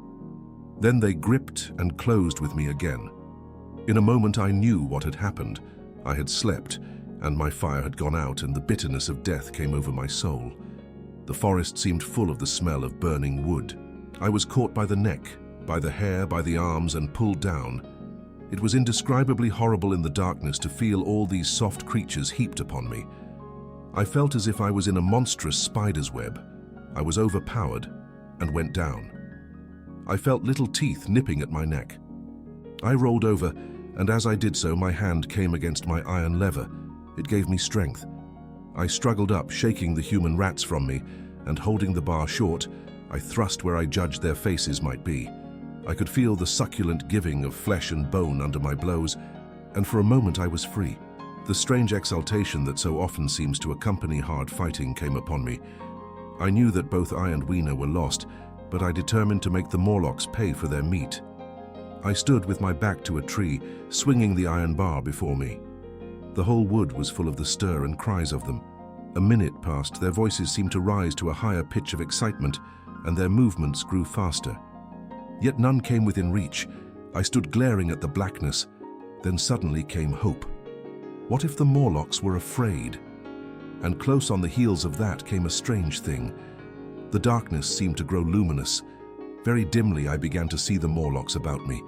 3 battered at my feet, and then I recognized with incredulous surprise that the others were running, in an incessant stream as it seemed, from behind me and away through the wood in front, and their backs seemed no longer white but reddish.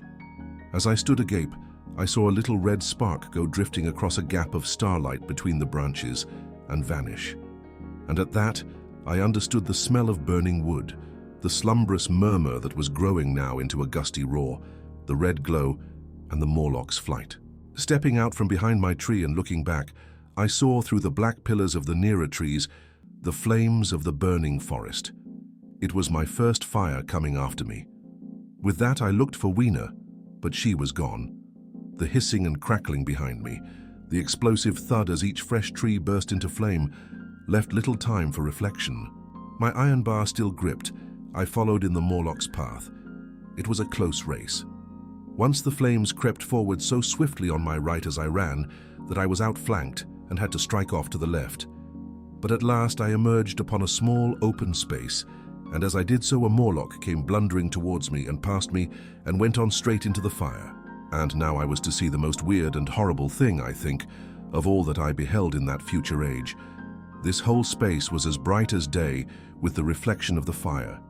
In the center was a hillock or tumulus surmounted by a scorched hawthorn. Beyond this was another arm of the burning forest, with yellow tongues already writhing from it, completely encircling the space with a fence of fire. Upon the hillside were some 30 or 40 Morlocks, dazzled by the light and heat, and blundering hither and thither against each other in their bewilderment. At first I did not realize their blindness, and struck furiously at them with my bar in a frenzy of fear as they approached me, killing one and crippling several more. But when I had watched the gestures of one of them groping under the hawthorn against the red sky, and heard their moans, I was assured of their absolute helplessness and misery in the glare, and I struck no more of them. Yet every now and then one would come straight towards me, setting loose a quivering horror that made me quick to elude him. At one time the flames died down somewhat, and I feared the foul creatures would presently be able to see me. I was thinking of beginning the fight by killing some of them before this should happen, but the fire burst out again brightly, and I stayed my hand. I walked about the hill among them and avoided them, looking for some trace of Weena. But Weena was gone. At last I sat down on the summit of the hillock and watched this strange, incredible company of blind things groping to and fro and making uncanny noises to each other as the glare of the fire beat on them. The coiling uprush of smoke streamed across the sky, and through the rare tatters of that red canopy, remote as though they belonged to another universe, shone the little stars. 2 or 3 Morlocks came blundering into me, and I drove them off with blows of my fists, trembling as I did so. For the most part of that night I was persuaded it was a nightmare. I bit myself and screamed in a passionate desire to awake. I beat the ground with my hands and got up and sat down again, and wandered here and there, and again sat down. Then I would fall to rubbing my eyes and calling upon God to let me awake. Thrice I saw Morlocks put their heads down in a kind of agony and rush into the flames. But at last, above the subsiding red of the fire, above the streaming masses of black smoke and the whitening and blackening tree stumps, and the diminishing numbers of these dim creatures, came the white light of the day. I searched again for traces of Weena, but there were none. It was plain that they had left her poor little body in the forest. I cannot describe how it relieved me to think that it had escaped the awful fate to which it seemed destined. As I thought of that, I was almost moved to begin a massacre of the helpless abominations about me, but I contained myself. The hillock, as I have said, was a kind of island in the forest. From its summit, I could now make out through a haze of smoke the palace of green porcelain, and from that I could get my bearings for the white Sphinx. And so, leaving the remnant of these damned souls still going hither and thither and moaning, as the day grew clearer, I tied some grass about my feet and limped on across smoking ashes and among black stems that still pulsated internally with fire towards the hiding place of the time machine. I walked slowly, for I was almost exhausted as well as lame, and I felt the intensest wretchedness for the horrible death of little Weena. It seemed an overwhelming calamity. Now in this old familiar room it is more like the sorrow of a dream than an actual loss. But that morning it left me absolutely lonely again, terribly alone. I began to think of this house of mine, of this fireside, of some of you, and with such thoughts came a longing that was pain. But as I walked over the smoking ashes under the bright morning sky, I made a discovery. In my trouser pocket were still some loose matches. The box must have leaked before it was lost. Chapter 13. The Trap of the White Sphinx. About 8 or 9 in the morning, I came to the same seat of yellow metal from which I had viewed the world upon the evening of my arrival. I thought of my hasty conclusions upon that evening, and could not refrain from laughing bitterly at my confidence. Here was the same beautiful scene, the same abundant foliage, the same splendid palaces and magnificent ruins, the same silver river running between its fertile banks. The gay robes of the beautiful people moved hither and thither among the trees. Some were bathing in exactly the place where I had saved Weena, and that suddenly gave me a keen stab of pain. And like blots upon the landscape rose the cupolas above the ways to the underworld. I understood now what all the beauty of the overworld people covered. Very pleasant was their day, as pleasant as the day of the cattle in the field. Like the cattle, they knew of no enemies and provided against no needs, and their end was the same. I grieved to think how brief the dream of the human intellect had been. It had committed suicide. It had set itself steadfastly towards comfort and ease, A balanced society with security and permanency as its watchword, it had attained its hopes to come to this at last. Once life and property must have reached almost absolute safety. The rich had been assured of his wealth and comfort, the toiler assured of his life and work. No doubt in that perfect world there had been no unemployed problem, no social question left unsolved, and a great quiet had followed. It is a law of nature we overlook, that intellectual versatility is the compensation for change, danger, and trouble. An animal perfectly in harmony with its environment is a perfect mechanism. Nature never appeals to intelligence until habit and instinct are useless. There is no intelligence where there is no change and no need of change. Only those animals partake of intelligence that have to meet a huge variety of needs and dangers. So as I see it, the upper world man had drifted towards his feeble prettiness, and the underworld to mere mechanical industry, but that perfect state had lacked one thing even for mechanical perfection: absolute permanency. Apparently, as time went on, the feeding of an underworld, however it was effected, had become disjointed. Mother Necessity, who had been staved off for a few thousand years, came back again, and she began below. The underworld being in contact with machinery, which, however perfect, still needs some little thought outside habit, had probably retained perforce rather more initiative, if less of every other human character, than the upper. And when other meat failed them, they turned to what old habit had hitherto forbidden. So I say I saw it in my last view of the world of 802,701. It may be as wrong an explanation as mortal wit could invent. It is how the thing shaped itself to me, and as that I give it to you. After the fatigues, excitements, and terrors of the past days, and in spite of my grief, this seat and the tranquil view and the warm sunlight were very pleasant. I was very tired and sleepy, and soon my theorizing passed into dozing. Catching myself at that, I took my own hint, and spreading myself out upon the turf, I had a long and refreshing sleep. I awoke a little before sunsetting. I now felt safe against being caught napping by the Morlocks, and stretching myself, I came on down the hill towards the White Sphinx. I had my crowbar in one hand, and the other hand played with the matches in my pocket. And now came a most unexpected thing. As I approached the pedestal of the Sphinx, I found the bronze valves were open. They had slid down into grooves. At that, I stopped short before them, hesitating to enter. Within was a small apartment, and on a raised place in the corner of this was the time machine. I had the small levers in my pocket, so here, after all my elaborate preparations for the siege of the White Sphinx, was a meek surrender. I threw my iron bar away, almost sorry not to use it. A sudden thought came into my head as I stooped towards the portal. For once, at least, I grasped the mental operations of the Morlocks. Suppressing a strong inclination to laugh, I stepped through the bronze frame and up to the time machine. I was surprised to find it had been carefully oiled and cleaned. I have suspected since that the Morlocks had even partially taken it to pieces while trying in their dim way to grasp its purpose. Now as I stood and examined it, finding a pleasure in the mere touch of the contrivance, the thing I had expected happened. The bronze panels suddenly slid up and struck the frame with a clang. I was in the dark, trapped. So the Morlocks thought. At that I chuckled gleefully. I could already hear their murmuring laughter as they came towards me. Very calmly I tried to strike the match. I had only to fix on the levers and depart then like a ghost. But I had overlooked one little thing. The matches were of that abominable kind that light only on the box. You may imagine how all my calm vanished. The little brutes were close upon me. One touched me.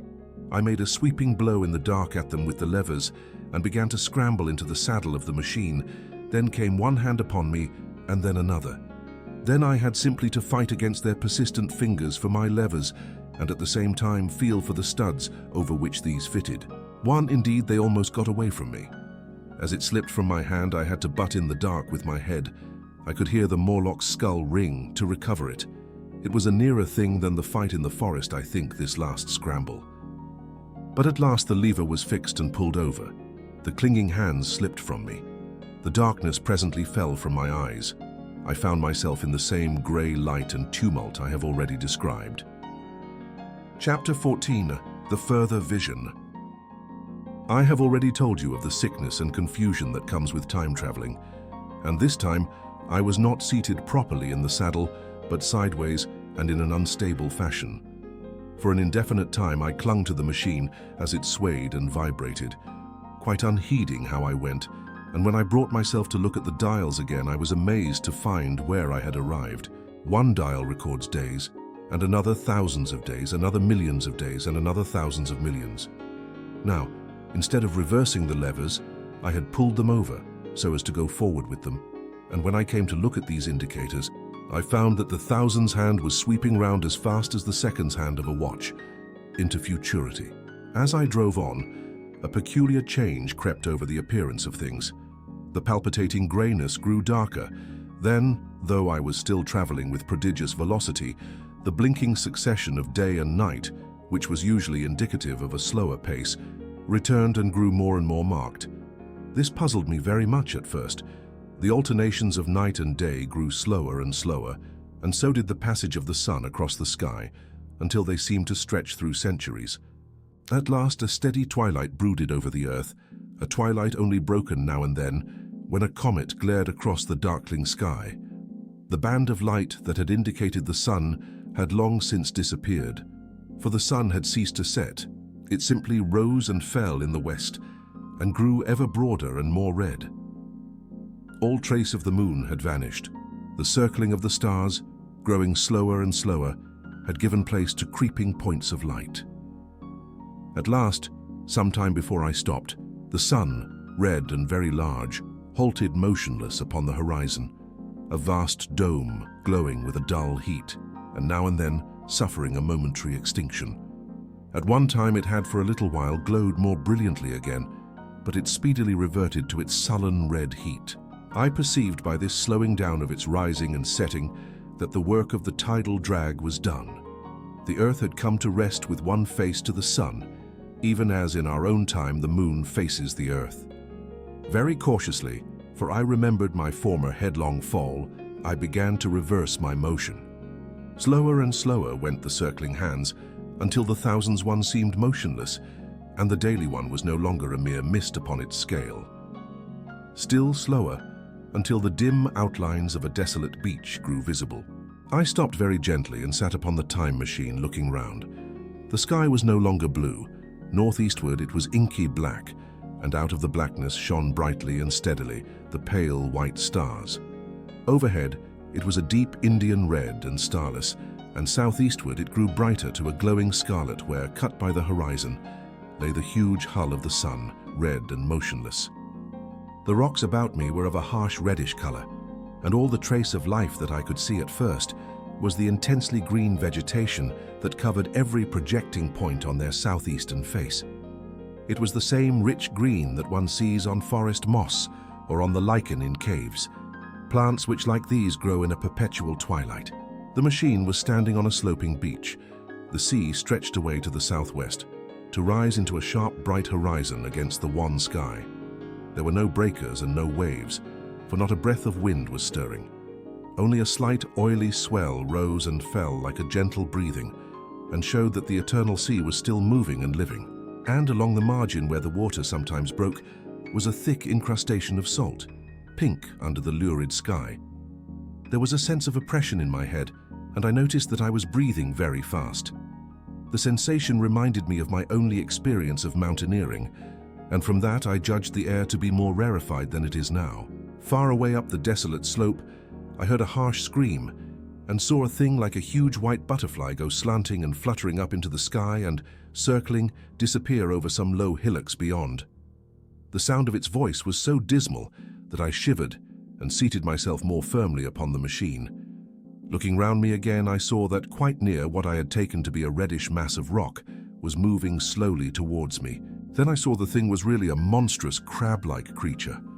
Can you imagine a crab as large as yonder table, with its many legs moving slowly and uncertainly, its big claws swaying, its long antennae, like carters' whips, waving and feeling, and its stalked eyes gleaming at you on either side of its metallic front? Its back was corrugated and ornamented with ungainly bosses, and a greenish incrustation blotched it here and there. I could see the many palps of its complicated mouth flickering and feeling as it moved. As I stared at this sinister apparition crawling towards me, I felt a tickling on my cheek as though a fly had lighted there. I tried to brush it away with my hand, but in a moment it returned, and almost immediately came another by my ear. I struck at this and caught something thread-like. It was drawn swiftly out of my hand. With a frightful qualm, I turned, and I saw that I had grasped the antenna of another monster crab that stood just behind me. Its evil eyes were wriggling on their stalks, its mouth was all alive with appetite, and its vast ungainly claws, smeared with an algal slime, were descending upon me. In a moment, my hand was on the lever, and I had placed a month between myself and these monsters. But I was still on the same beach, and I saw them distinctly now as soon as I stopped. Dozens of them seemed to be crawling here and there in the somber light among the foliated sheets of intense green. I cannot convey the sense of abominable desolation that hung over the world. The red eastern sky, the northward blackness, the salt dead sea, the stony beach crawling with these foul, slow-stirring monsters, the uniform poisonous-looking green of the lichenous plants, the thin air that hurts one's lungs, all contributed to an appalling effect. I moved on 100 years, and there was the same red sun, a little larger, a little duller, the same dying sea, the same chill air, and the same crowd of earthy crustacea creeping in and out among the green weed and the red rocks. And in the westward sky, I saw a curved pale line like a vast new moon. So I traveled, stopping ever and again in great strides of 1,000 years or more, drawn on by the mystery of the Earth's fate, watching with a strange fascination the sun grow larger and duller in the westward sky, and the life of the old Earth ebb away. At last, more than 30 million years hence, the huge red-hot dome of the sun had come to obscure nearly a 10th part of the darkling heavens. Then I stopped once more, for the crawling multitude of crabs had disappeared, and the red beach, save for its livid green liverworts and lichens, seemed lifeless. And now it was flecked with white. A bitter cold assailed me. Rare white flakes ever and again came eddying down. To the northeastward, the glare of snow lay under the starlight of the sable sky, and I could see an undulating crest of hillocks, pinkish white. There were fringes of ice along the sea margin, with drifting masses farther out. But the main expanse of that salt ocean, all bloody under the eternal sunset, was still unfrozen. I looked about me to see if any traces of animal life remained. A certain indefinable apprehension still kept me in the saddle of the machine. But I saw nothing moving, in earth or sky or sea. The green slime on the rocks alone testified that life was not extinct. A shallow sandbank had appeared in the sea, and the water had receded from the beach. I fancied I saw some black object flopping about upon this bank, but it became motionless as I looked at it, and I judged that my eye had been deceived, and that the black object was merely a rock. The stars in the sky were intensely bright and seemed to me to twinkle very little. Suddenly I noticed that the circular westward outline of the sun had changed, that a concavity, a bay, had appeared in the curve. I saw this grow larger. For a minute perhaps I stared aghast at this blackness that was creeping over the day, and then I realized that an eclipse was beginning. Either the moon or the planet Mercury was passing across the sun's disk. Naturally, at first, I took it to be the moon, but there is much to incline me to believe that what I really saw was the transit of an inner planet, passing very near to the Earth. The darkness grew apace. A cold wind began to blow in freshening gusts from the east, and the showering white flakes in the air increased in number. From the edge of the sea came a ripple and whisper. Beyond these lifeless sounds, the world was silent. Silent? It would be hard to convey the stillness of it. All the sounds of man, the bleating of sheep, the cries of birds, the hum of insects, the stir that makes the background of our lives, all that was over. As the darkness thickened, the eddying flakes grew more abundant, dancing before my eyes, and the cold of the air more intense. At last, one by one, swiftly, one after the other, the white peaks of the distant hills vanished into blackness. The breeze rose to a moaning wind. I saw the black central shadow of the eclipse sweeping towards me. In another moment, the pale stars alone were visible. All else was rayless obscurity. The sky was absolutely black, A horror of this great darkness came on me. The cold that smote to my marrow and the pain I felt in breathing overcame me. I shivered, and a deadly nausea seized me. Then, like a red-hot bow in the sky, appeared the edge of the sun. I got off the machine to recover myself. I felt giddy and incapable of facing the return journey. As I stood sick and confused, I saw again the moving thing upon the shoal. There was no mistake now that it was a moving thing, against the red water of the sea. It was a round thing, the size of a football perhaps, or it may be bigger, and tentacles trailed down from it. It seemed black against the weltering blood-red water, and it was hopping fitfully about. Then I felt I was fainting, but a terrible dread of lying helpless in that remote and awful twilight sustained me while I clambered upon the saddle. Chapter 15. The Time Traveler's Return. So I came back. For a long time I must have been insensible upon the machine. The blinking succession of the days and nights was resumed.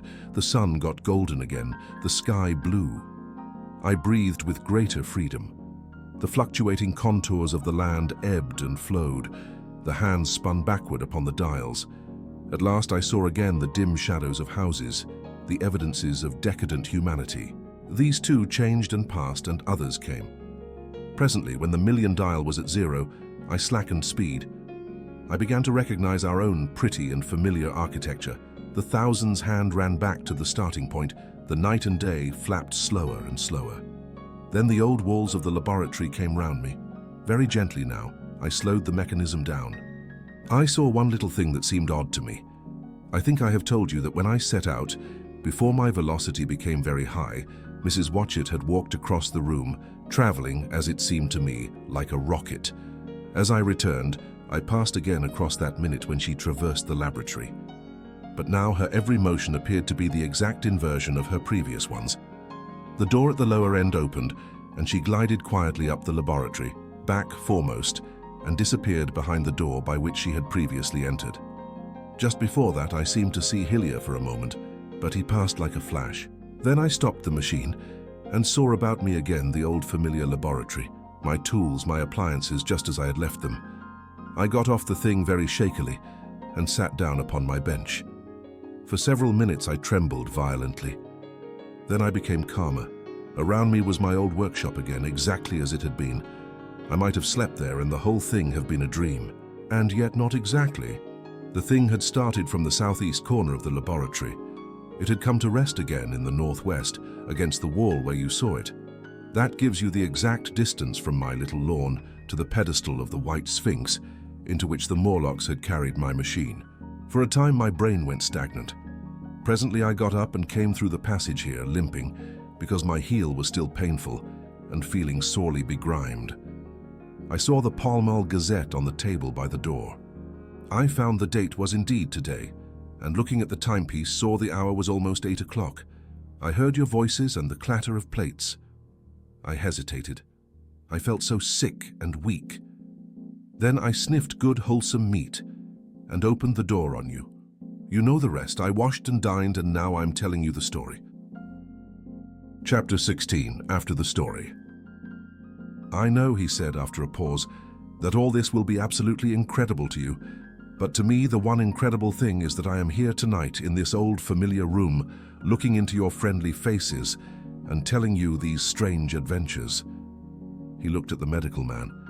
No, I cannot expect you to believe it. Take it as a lie or a prophecy. Say I dreamed it in the workshop. Consider I have been speculating upon the destinies of our race until I have hatched this fiction. Treat my assertion of its truth as a mere stroke of art to enhance its interest, and taking it as a story, what do you think of it? He took up his pipe and began in his old accustomed manner to tap with it nervously upon the bars of the grate. There was a momentary stillness.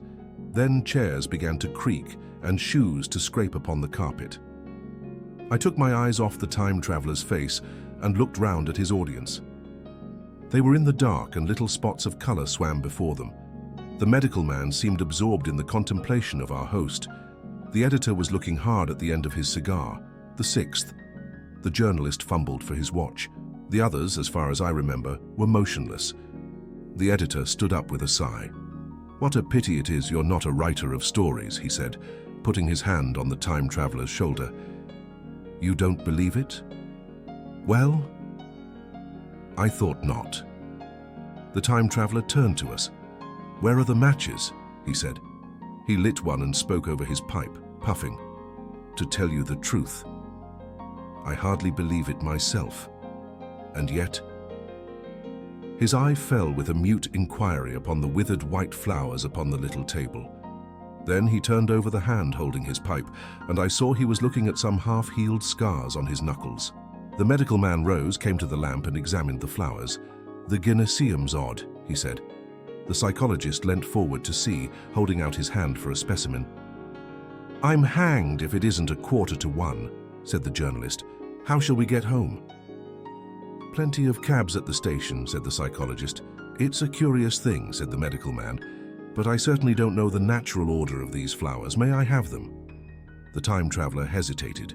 Then suddenly, "Certainly not." "Where did you really get them?" said the medical man. The time traveler put his hand to his head. He spoke like one who was trying to keep hold of an idea that eluded him. "They were put into my pocket by Wiener when I traveled into time." He stared round the room. "I'm damned if it isn't all going. This room and you and the atmosphere of every day is too much for my memory. Did I ever make a time machine or a model of a time machine?